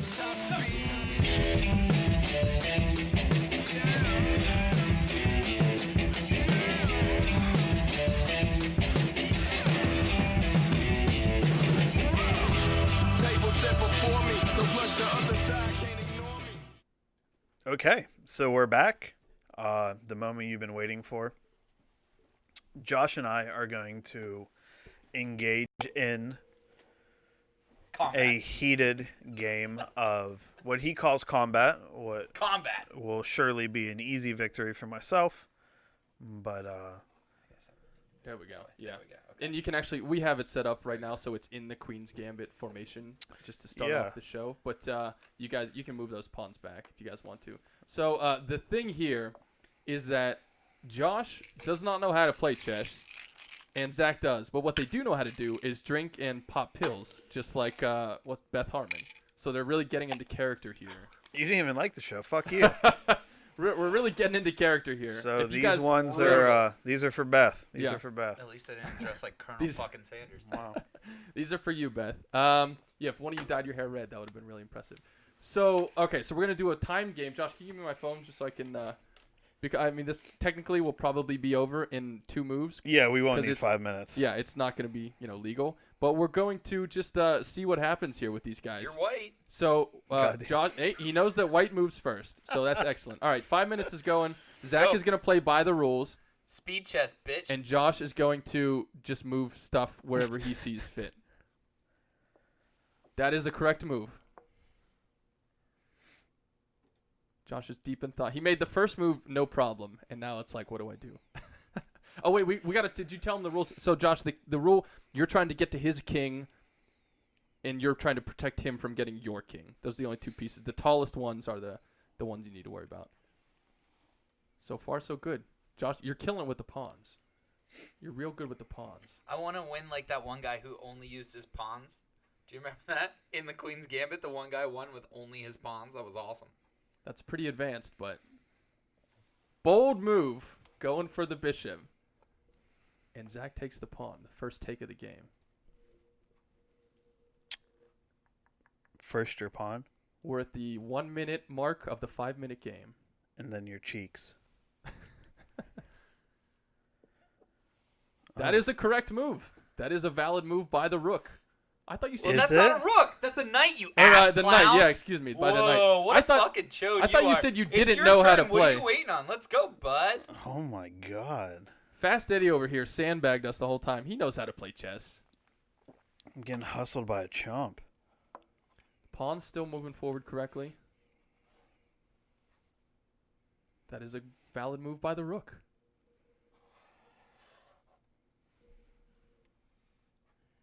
Dun dun dun dun dun dun. Josh, surprisingly, it's been 2 minutes so far. He has not made an invalid move. All his moves are legal moves so far. And he takes his first pawn.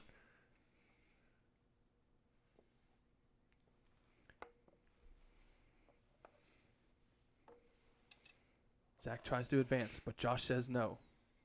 And he keeps pushing for the king. Dun dun. Let's see. First your pawn, then your cheeks from Derek. What the fuck is this? Says Derek. Chess porn, says Derek.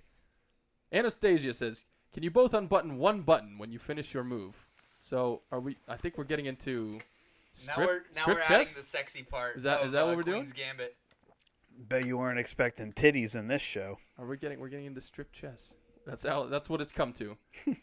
So Josh still has yet to make an incorrect move.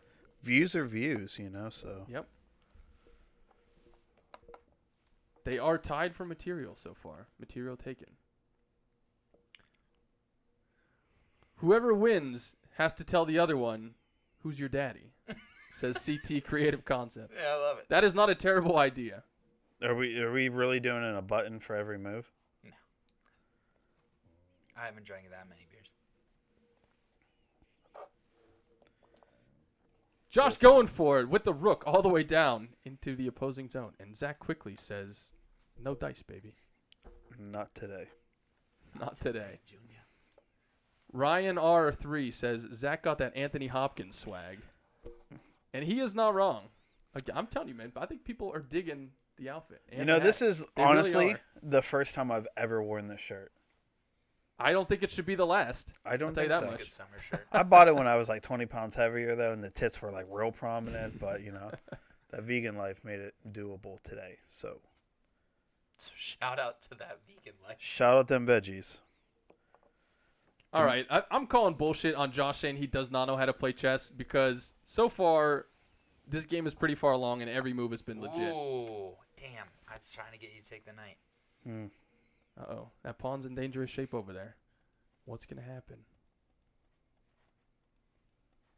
Bam, bam.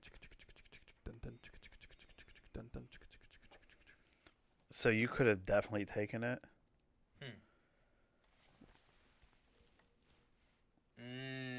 Yep. But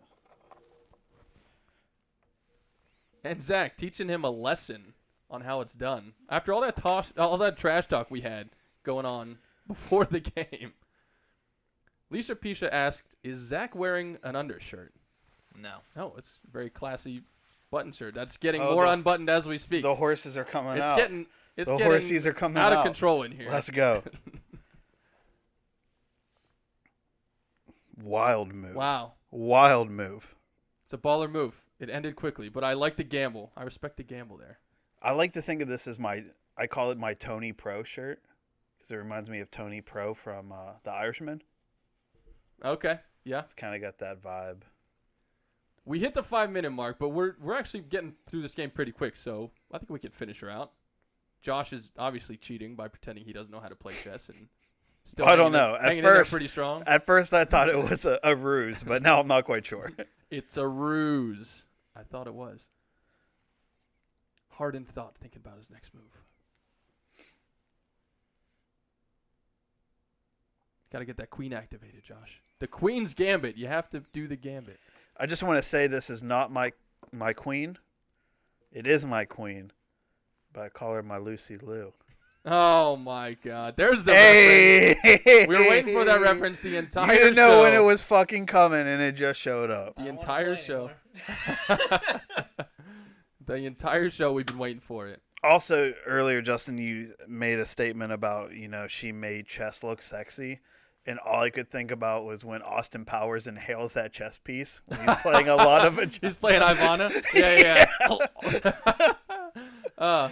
Hysterical. That is a very sexy chess. Yeah. Austin Powers, is that the first one or the second one? I believe that's the first one. Okay. With Ivana Humpalot. Yes. Classic. Josh, deep in thought again. Planning out his next move. His brain is 20 moves ahead at this point. Thinking about all the possible scenarios. Shout out to Deke for the support. Yeah, Derek is full on saying Zach wins for this one. We went from, I get these two movies confused a lot, so I'm just going to say this, but we went from the Imitation Game to the Theory of Everything here. And I feel like I'm playing a man who cannot move his arms or legs. There we go. You can very clearly move the pieces. I mean, it's taken a while. I thought you lost all motor skills. Deke says Lucy Liu over chess things. Yes. More like chest tings. Are you happy with that I'm one? not touching. Do you want that one back? Not touching No. that one. Nobody remember Nope. that for Nope. 30 seconds. Do you want that back? Yeah. Nope. All right. Clip it. All right. Clip it. Not touching that one. I just can't believe this game has been so actually correct this far, this long. I thought Josh was going to be moving pieces left and right and diagonally and all kinds over the place. You'd be doing like the Wonka Vader of moving your chess pieces. Just be going sideways and slantways and every other ways you could think of. Going deep with the knight. I don't Deke hate it. agrees, saying, I can't believe it's not over because of a mistake, to be honest. Josh is putting up, he's Oh, playing wait, well. you're in check. No, I'm not. Yeah, you are. How am Josh- I in check? Your king's right there. Josh has been in check for like 10 You know, moves. I'm on my 4th beer, dude. Like, Oh. yeah, there you go. Yeah. That's better. There it was. There we So go. I should move this back. just, I'll you're allow already, it. you're already Okay. there. You want at to move this it back? point. Yeah, I That's did. cool. You're good. Oh, Yeah. That's cool. What was that? That's game over. No. He knocked the king Oh, over. come on. That's the end of the game. I won. If I knock, I won. He knocks You the king knocked over. the king over. You're fucking hammered That's on your forfeiting. fourth mango. That's the end of the game. because the over. fucking mic's in the way. He knocked it over. My mic's in the way. You don't see me I think knocking my king over. Derek is saying Zach loses and Zach wins. He's all over the place. But that to me, knocking over your king, that's I submitting. didn't resign. I just knocked it over. But that is resigning, is knocking it over. Well, I mean, Do you we take did- it? Josh did make 4 refuse, moves. I refuse in to check. lose like this. Rose Raid TV says you totes did, and I think we have to. I mean, anyone in the chat, does Zach lose for accidentally knocking over his king? I don't think that's ever been. Yeah, and for not calling check. I mean, that's not my fault. I don't think that's ever been a check. scenario that's ever happened. Yeah, I mean, you know, it's fucking 8 feet tall. I got this cord in the way. I Josh think we lost have. for moving in check. Okay. Yeah, I think that's our fault. He for didn't not, They call cancel check. out. We didn't say They that you were cancel in out. check. They cancel out. He didn't call check. That's not my problem. Let's finish the game. Let's All finish right. the game. All right. Okay, you don't have to call check, Anna says, but okay, we'll pretend with CT Creative Concepts. We're all gonna pretend we didn't see the king fall down. Yeah, exactly. I mean, you guys a All bunch right. of fucking Whose narcs. turn is it? Did It's you your go? turn. Did you Yeah, go? yeah, It's my fucking yeah. turn? Great. Rose Raid makes a great point, saying at least it's not Harry Potter chess. That would be intense. Do you guys remember that from the first Harry Potter? Hell movie? yeah. Where it's like chopping people down and I stuff. think that's the best part of the first Harry Potter movie. That's wizard's chess. That's what he says.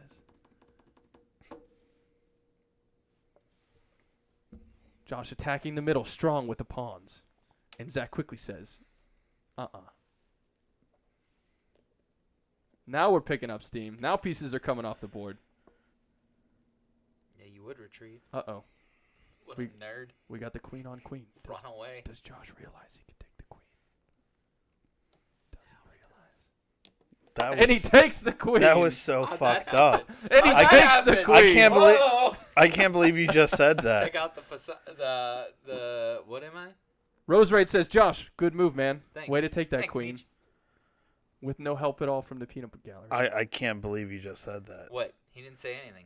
That's I mean, Dominating okay. you right Zach now. clearly has the advantage here. Are you flustered right now? Because you're losing to somebody who's never played chess before? No, I'm just mildly annoyed with everything that's happening I think he right now. technically already lost, if we're being honest. I mean, okay, so now we're just making enemies, right? Okay. Josh is moving him into a corner. He's got all the white pieces in the corner.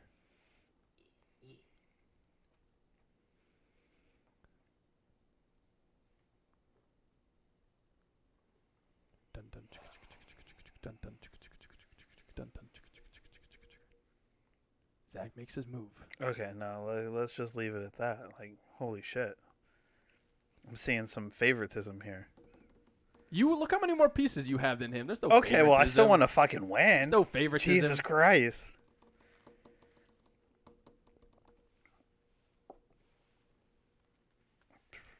Check for Josh. Puts him in check, just so everyone's aware now.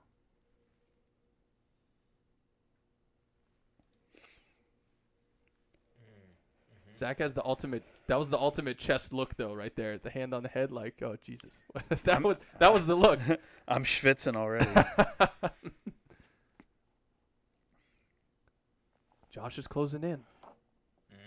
And Zach quickly says no. Zach, you got to go for the king, man. He's all alone down there. Look at him. I'm alone. No, I'm just gonna body bag the shit all the rest of his pieces No first. one here beside me. My problems are all gone. No one to do right for me. But you gotta have friends. Stop singing. I still believe in the heart of hearts that Josh knew how to play chess going into today. Because every move has been accurate. Like, you can't tell me you knew how a knight moved without ever playing chess before. Zach with the pin. Excellent move. What you gonna do about that, brother? You last 5 minutes in the ring with Bonesaw. Bonesaw is ready. Oh, my Lanta. Oh, that was dumb. What a fucking That move. was Oh, I dumb, can't do except that. for I you're can't in do that. check, bro. I can't do that. I can't do that.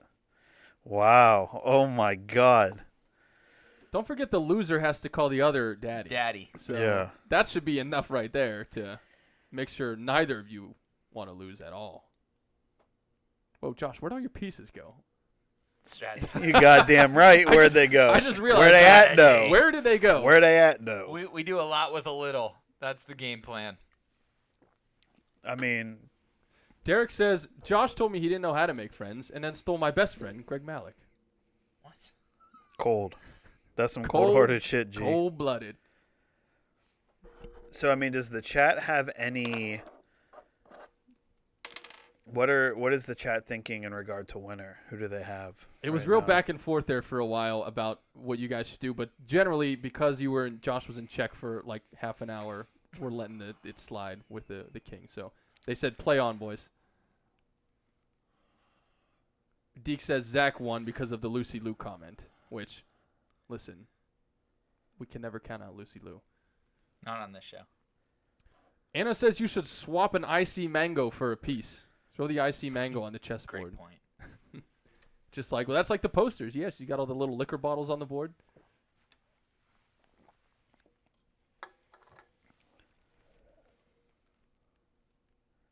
You have to do. Remember they do in the show where he's like, "No, you don't move. Now you resign." Yeah. We need that moment. And it's closing in. I thought this was my piece. Oh my god. You thought the black piece was your white piece? Dude, have another beer. He did. I think he's I cut ran off. out of beers. I think he's cut off. I ran out of beers. There's more in the fridge. That's how you know. Shit. Josh is making it a game with a queen, a pawn, and a king. Check. In terms of material, it's close right now. Anna says, is the loser going to kiss the winner's hand too? I mean, if you're kissing someone and calling them daddy, that's a whole new show that I don't know that I signed up to be a part of. Check. So, there's the check. I know what you're trying to do. I'm just trying to get the fuck away from you. Check. No, wait. Oh, yep, he got You you. can't do that? Okay.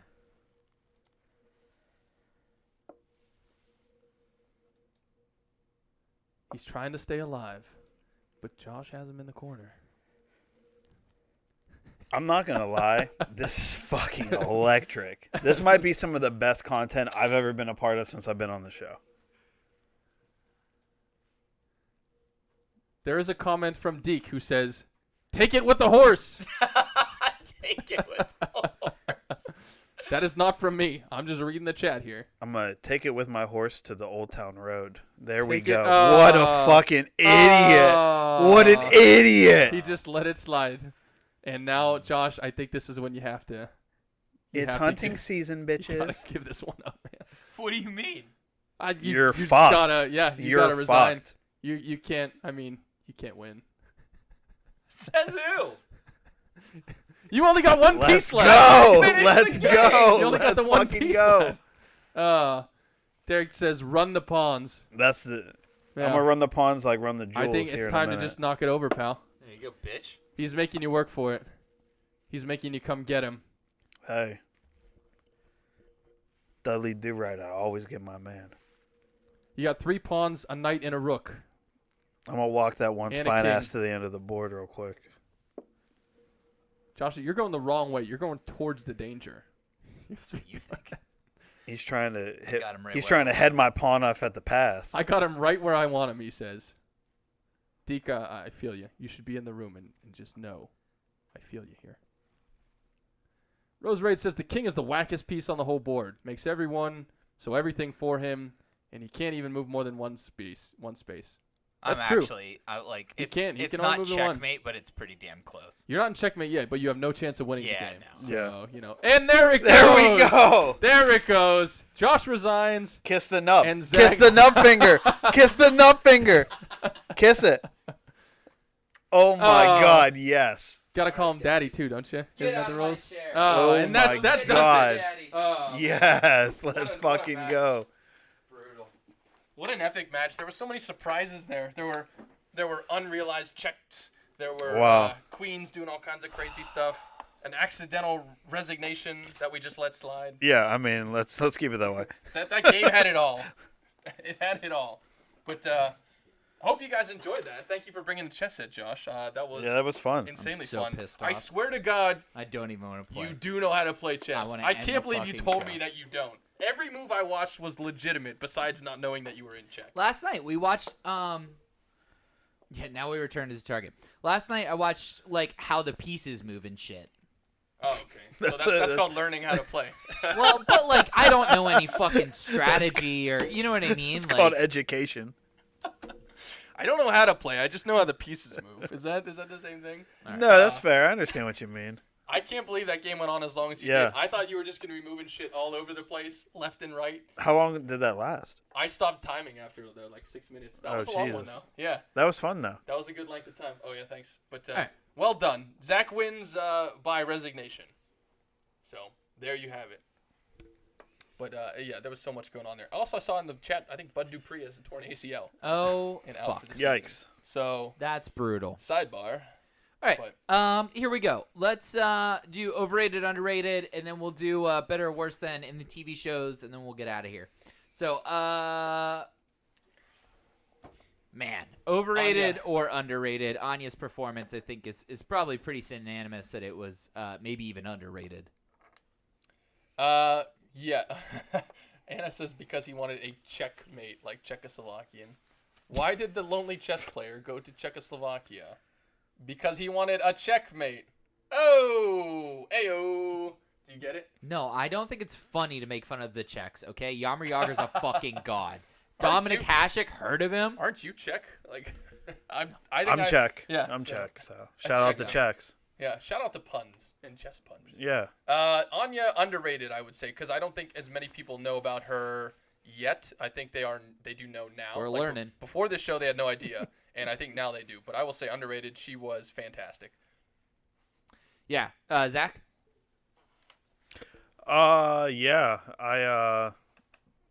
I mean, it's hard to say underrated because I feel like that's the whole reason we're kind of talking about it. But I would say maybe underrated. It was fantastic. I don't know. Cool. How about Bill Camp, the lonely janitor who taught her to play chess? Yeah, a character actor that you'll find in a lot of different things in smaller roles like this. He was really solid, I thought. I think he was really great in this. I mean, in the small role that he had. I saw him underrated for sure. Yeah, I mean, I don't necessarily recognize him from anything, but I was a fan. I would say underrated. Anna's Are we throwing doing out, it? Anna's throwing out more chess jokes. Josh, do you want to read the latest one? Hang on, I was pulling up the Oh, Bill Camp. IMDb. Yeah. IMDb. 12 Years a Slave, Birdman, but you see he's like Redburn, Crazy Man. Yeah. Joker, Yeah. Detective. No, So. nobody. Yeah, character guy. What is the worst place to buy a chess set? Dollar Tree says CT Creative Concepts. The Pawn Shop says Anastasia. Heyo. Woof. The pawn shop. Get the fuck out, says Derek. I hope there's more. The pawn shop. Your puns are too good. All right. Your pawns are too good. Harry Melling, a.k.a. Dudley Dursley. Hey. Let's go. I can't He's all believe grown up. this dude has been having a year. He's been in 3 of Netflix's most high-profile things. He was in Queen's Gambit. He was in The Old Guard, which was Charlize Theron's tentpole, so to speak. And then he was in a movie called The Devil All the Time with Robert Pattinson and Spider-Man. Anastasia saw that. She liked that. Yeah, Harry Melling, Dudley Dursley making a big comeback this year in his 30s, I guess. Yikes. Oh, and he's going to do Macbeth. He's Malcolm in Macbeth. That's a pretty big role. Yeah. He was in the Ballad of Buster Scruggs. Oh, so, well, I mean, that's another big Netflix thing, though. Yeah, Coen Brothers. Yeah. I mean, it wasn't that great, but... Yeah, a lot of good stuff. It's awesome. But Man, Dudley Dursley. you want to talk about, like, me, like, legitimately liking the character from the second, like, he kind of, like, comes back around, right? And then you're like, he's like, what happened to that little girl that kicked my ass all those years? Like, I mean, he's a sweetheart. Yeah. Bit of a dick in the beginning, but he's total sweetheart. And the fact that he was fucking Dudley Dursley and now he's, like, an actual actor is fucking sweet for him. Good for him, yeah, for breaking out of this shell and being in some good stuff and being good in them. So underrated. Good for him. Underrated, yeah. Why do chess players have so many kids? ...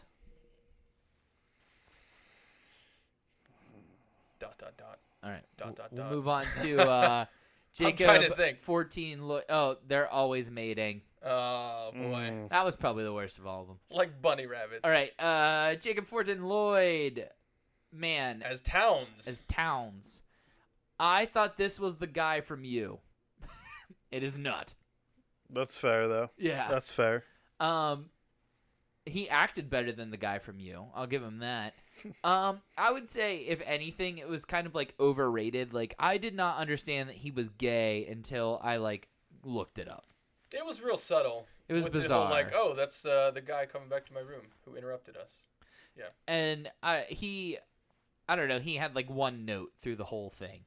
He was just, like, mysterious guy with this smirk the entire time. And, like, he was fine. Shaking his head like, no, we don't fucking surrender. I don't know if he was draws. Super necessary, but he was good. He was all right. Fairly rated. Yeah, I mean, fairly rated. Okay, cool. Mira Heller, a.k.a. not Rosemary DeWitt. Right. I think she's underrated as a director, for sure. As an actress, she was okay. She served her purpose. Yeah. Yep. She served her purpose, and I did genuinely love the mother character. I thought she was great. So nice. Yeah. Whatever.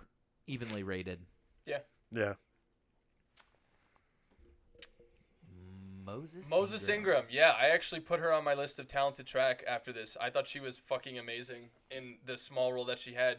Sure, her performance was original, and she really put herself into the character. I thought she was outstanding.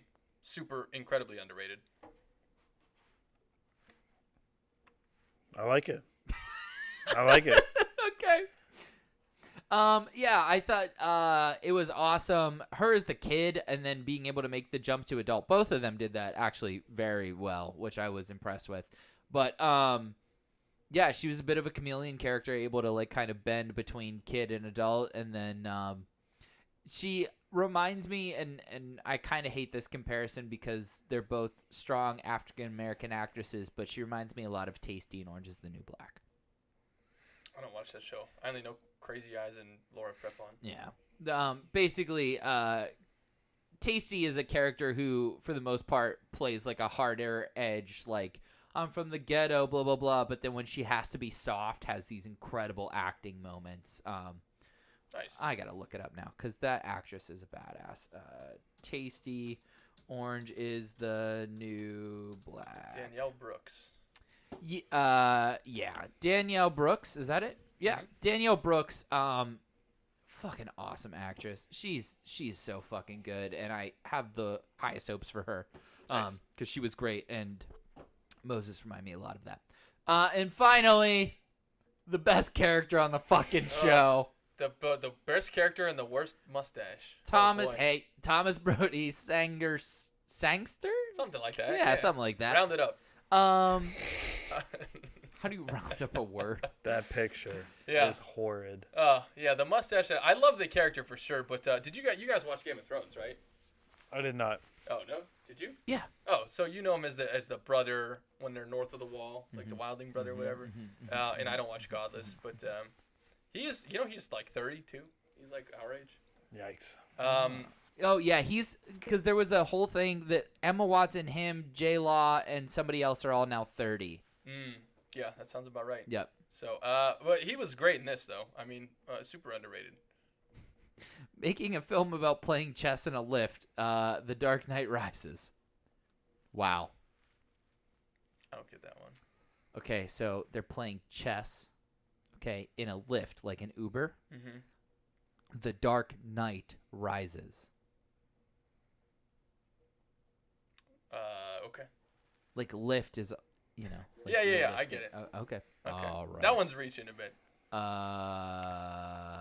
He's a few days older than Josh. Oh, cool. Wait, younger. Whatever. One Yeah, of the man. two. I thought though, like, because One of the two. he's the kid in Love Actually. Yeah. And I think he's probably pretty well. Like, I don't think anybody knows that, but I think a lot of people liked the kid in Love Actually. And he's kind of like nothing in Game of Thrones. I thought this was a really nice coming out party for him as well.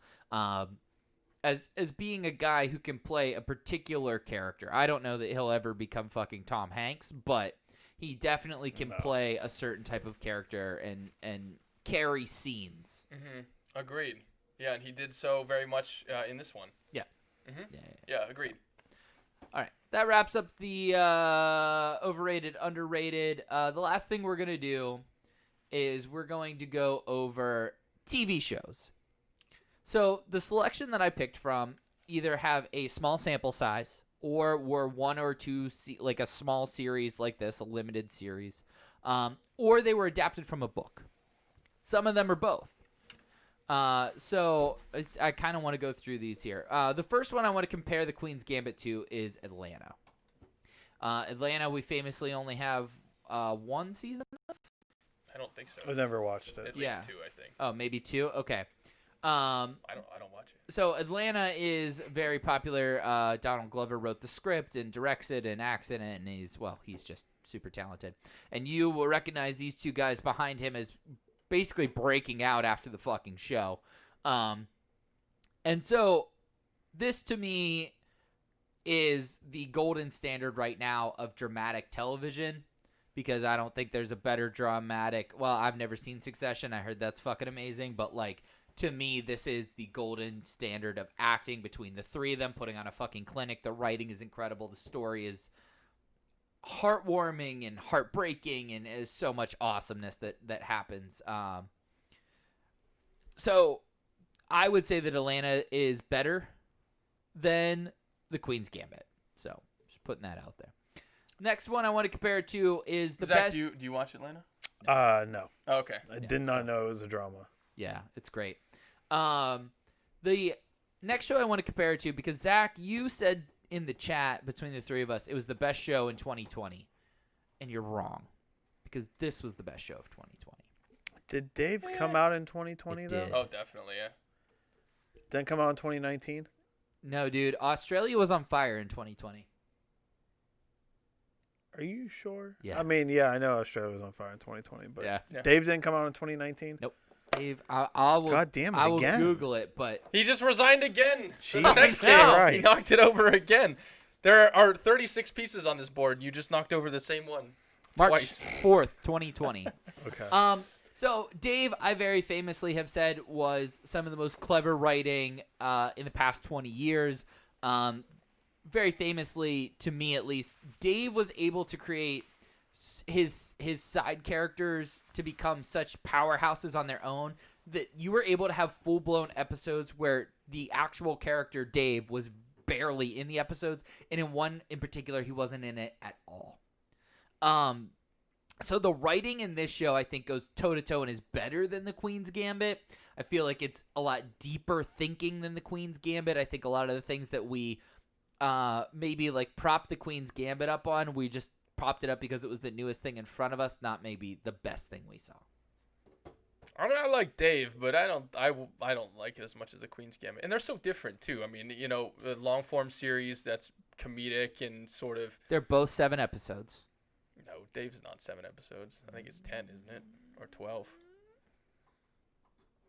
And besides, it's also written as a long form 10 episodes, television you were series. right. Yeah, so 10 episodes, and then it's written. Well, to, no, because he only wrote continue one on. season.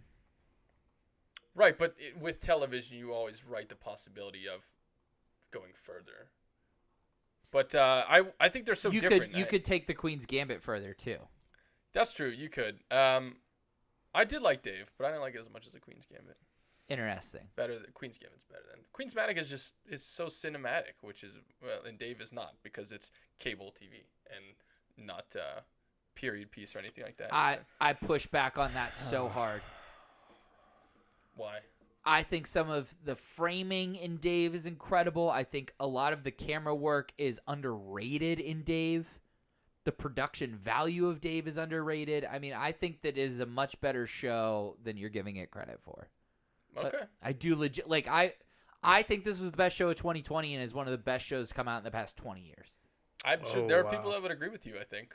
Yeah. But did you see Dave? I did. I didn't finish all 10 episodes, but I probably made it through like the first 7 or 8. I think you probably walked away right before some of the bigger stuff. Like actually, the better episodes are later. Last like couple. did you see Gator say he was bipolar? Reveal that? No. Yes. Okay. Yes. Well, see, I think I started watching it on Hulu as it was coming out. Oh, sure. Okay. So I think I might have just watched, like one day, watched up until all the available episodes were out. And that might have been the last one I watched. If not, it was like the one directly after. But, I mean, that episode, probably one of the more emotional moments I've had in 2020. Sure. But I can't agree that it's. So I mean, it's funny. Like I really enjoyed it. I like Little Dicky. You know, like I'll watch his like Sway in the Morning freestyles or whatever. I think his music's like I think he's good at what he does. So it was like interesting to see this and think it was gonna be a comedy, and then you have this episode where Gator's like freaking out in Foot Locker and having like a breakdown on the bus and shit. And so I really enjoyed it, and I thought it's a great show, but it's so different from Queen's Gambit. It's hard to say that one is.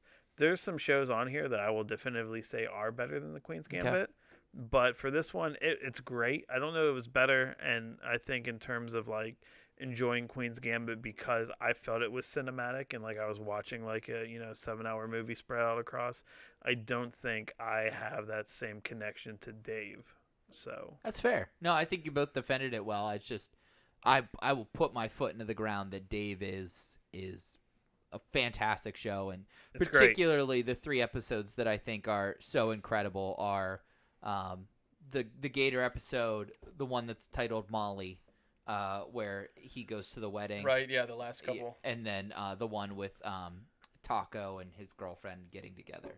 Oh, just brilliant fucking episodes. But this one is from a book. It was a limited run series. End of the fucking world. This kicks the shit out of Queen's Gambit. I didn't watch this one. It's fantastic. It's these 2 kids. So she is she hates her life and she wants to run away. He thinks he's a serial killer. Hilarity, heartwarming, heartbreaking, everything fucking ensues after this. This is the best show you can watch on Netflix. It is fucking incredible. The soundtrack. Oh, soundtrack. The soundtrack is one of the best soundtracks of Yes. any Netflix show I've ever watched. This is in my top 3 favorite shows on Netflix. One other being Black Mirror. And another being my favorite Netflix show, which is still to come on this list. Nice. But okay. I love this show. Yeah. And this is as cinematic as it gets as well, Justin. I mean, the camera work, absolutely beautiful. More particularly in this show than anything, the DP had his hands full. The lighting in this show, on point. Mm-hmm. I don't even know how to begin to describe it. Every little detail in this show is taken care of and tied up, and it's brilliant. And Okay. it's British. Yeah, I've heard good things. Yeah, so I just want to say I will be the plug for the Hulu login. there you go. Shout out. There you go. All right. Master of None. Yes. Master of None is better. Yes. This has 3 seasons. 2 seasons. 2 2 seasons. seasons. Longer form. But this, to me, is one of the most personal pieces of artwork that has been put through our medium. Yeah, well, that's part of the reason they haven't done a third season is because Right. Aziz feels like he doesn't have more of the story to tell quite yet, and just doesn't want to keep making it just to make it. Right. And this show is number one. This is Francesca over Rachel all day. All yes. day. Yes. Really? Oh yeah. Yes. Yeah, I like Rachel. I liked Rachel until I saw Francesca. I've never. Until I met Francesca.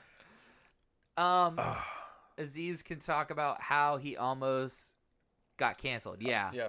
It's true. And I think he probably will once he makes if he ever makes a third. I don't know. He did in his last special. I think she means like in life, like he got canceled because of the like harassment claims. Oh yeah, that's true too. Which I don't know if you guys saw his stand-up special on Netflix after that, but like he gets real in that. Well, so who directed that? Spike Jonze. Yeah. Yeah. Shout out. Yeah. Yep. So and I think that was like he took a lot of time off and then came back to do that. And that was received better than like Louis C.K. or whoever that like didn't come back and do it Louis the right way. C.K. just tried to get right back on the fucking horse like nothing happened. I also think that Aziz's like the accusation against him was like far less than way Louis. different. Yeah. Way different. Yeah. I feel like Aziz's was something where like people were like across the divided on of but Master of None is my favorite, maybe my favorite show ever. I mean, it's you're preaching to the choir. Yep, agreed. I hate Tim and Eric, but Eric Warheim in that Warheim, whatever. Oh yeah. In that role, is incredible. Oh my god. Well, and the episode with the seal. Oh yeah, that's a good one. Where he's like his grandfather's telling them about World War II, and he goes, "But Papa, did you survive?" Is maybe the best line in anything I've ever seen. Well, and it launched the careers of a lot of people, particularly though his black best friend Lena Waithe. Lena Waithe has scene stealer in the first season. Yeah. And even the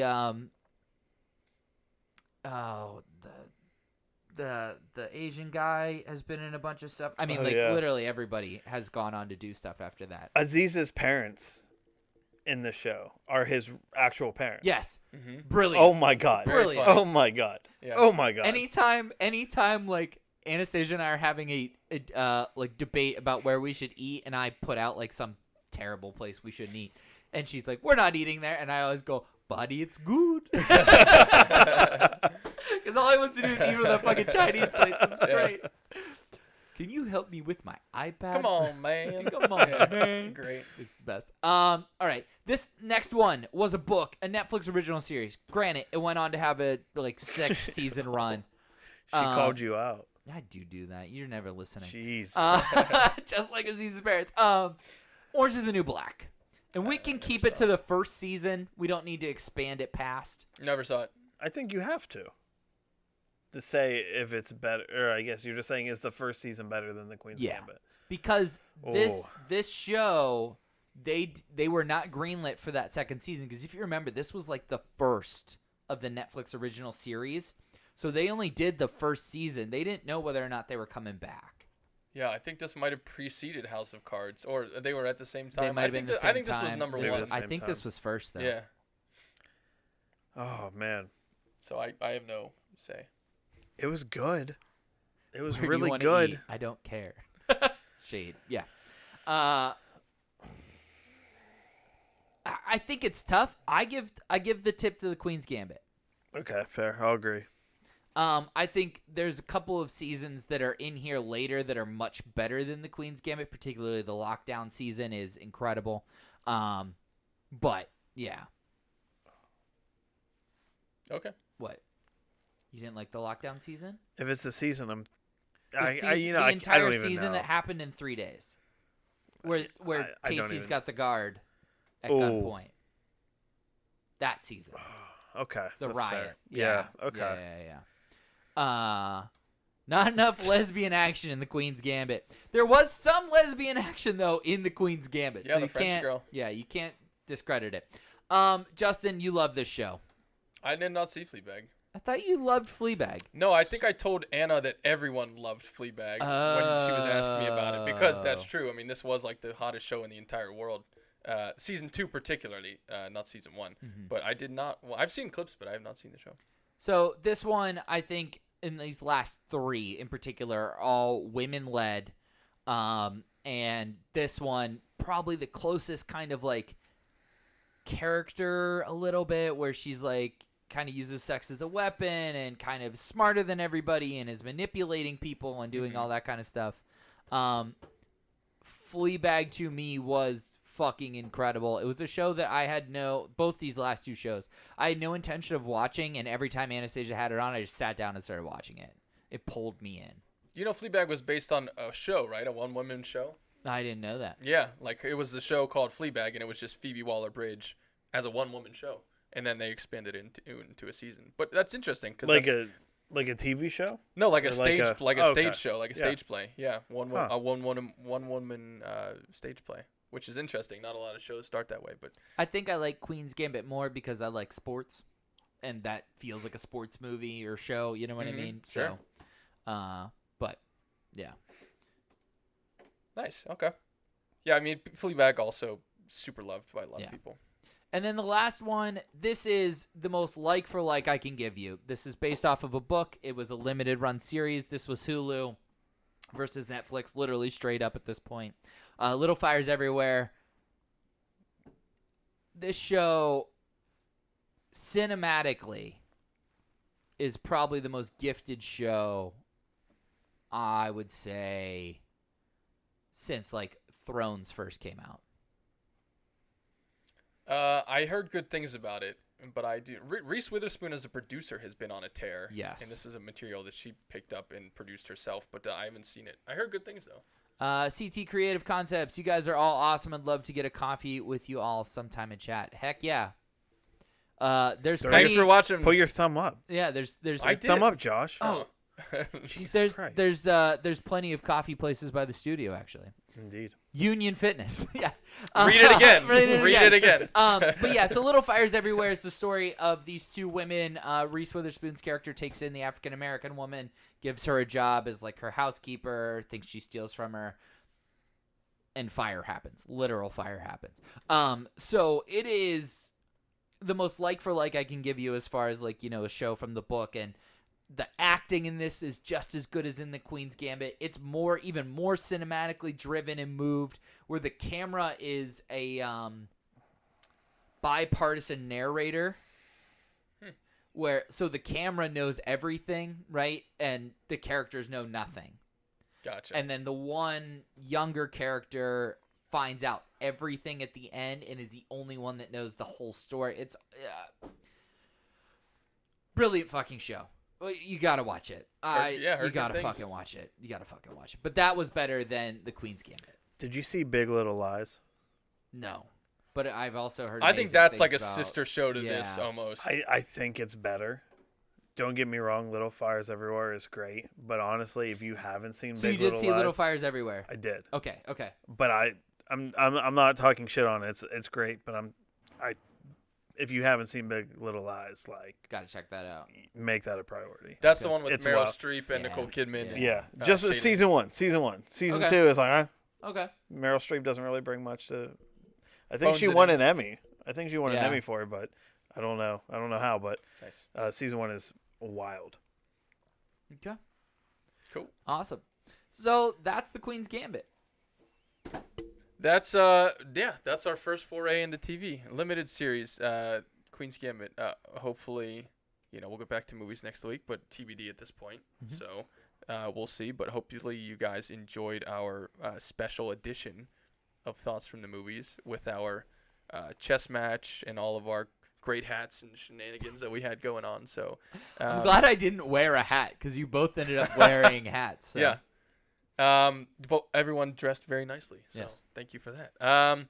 So we'll be back next week at 8. I don't know what the topic is, but we'll have something more for you guys. Appreciate the chat tonight. It was awesome. A lot of great comments coming through. Seriously. And all the viewers. Yeah, it was great. So next week I beat Zach at chess. I thought you had him this week. I really did. He technically. I could have done it. Yeah. You never know. The king is crazy. Okay, Yeah, okay, there you guys. go. Okay. Yeah. Okay. Kings are wild. All right. Kings are wild. That's it. Next Wednesday, Wild Hogs, 8 Wild p.m. on Hogs, Twitch. No. 100,000 viewers. Yeah, easy. No, please, More people no. that actually saw the movie Let's then. do fucking Huey Halloween instead. All right. That wraps up Thoughts from the Movies this week. Thank you, everybody, for tuning in. Appreciate y'all. Those of you who are new to the show, we hope to see you back fucking next week. We're here every week at 8. Also, if you like sports, that's tomorrow, Thursday at 6, 2 beers deep. Monday, we play Among Us, and we fucking scream at each other. Zach and I hate each other on that show. Hate them. Also, we have on Tuesdays the Rank Kings Court, where Austin breaks down pop culture by ranking it 10 through 1 in all sorts of different scenarios. On Tuesday, he did top 10 Nickelodeon theme, okay? So he did top 10 Nickelodeon dads, top 10 Nickelodeon cartoons, top 10 Nickelodeon shows. It was a passionate debate. And that one, the chat is always active. So tune into those shows. Plus, we got, if you're a fantasy sports football owner or a frequent bettor, we got Boondock Bangarang Sundays at 10. Those are all the shows. Thanks for tuning in. Have a good night. See you next week.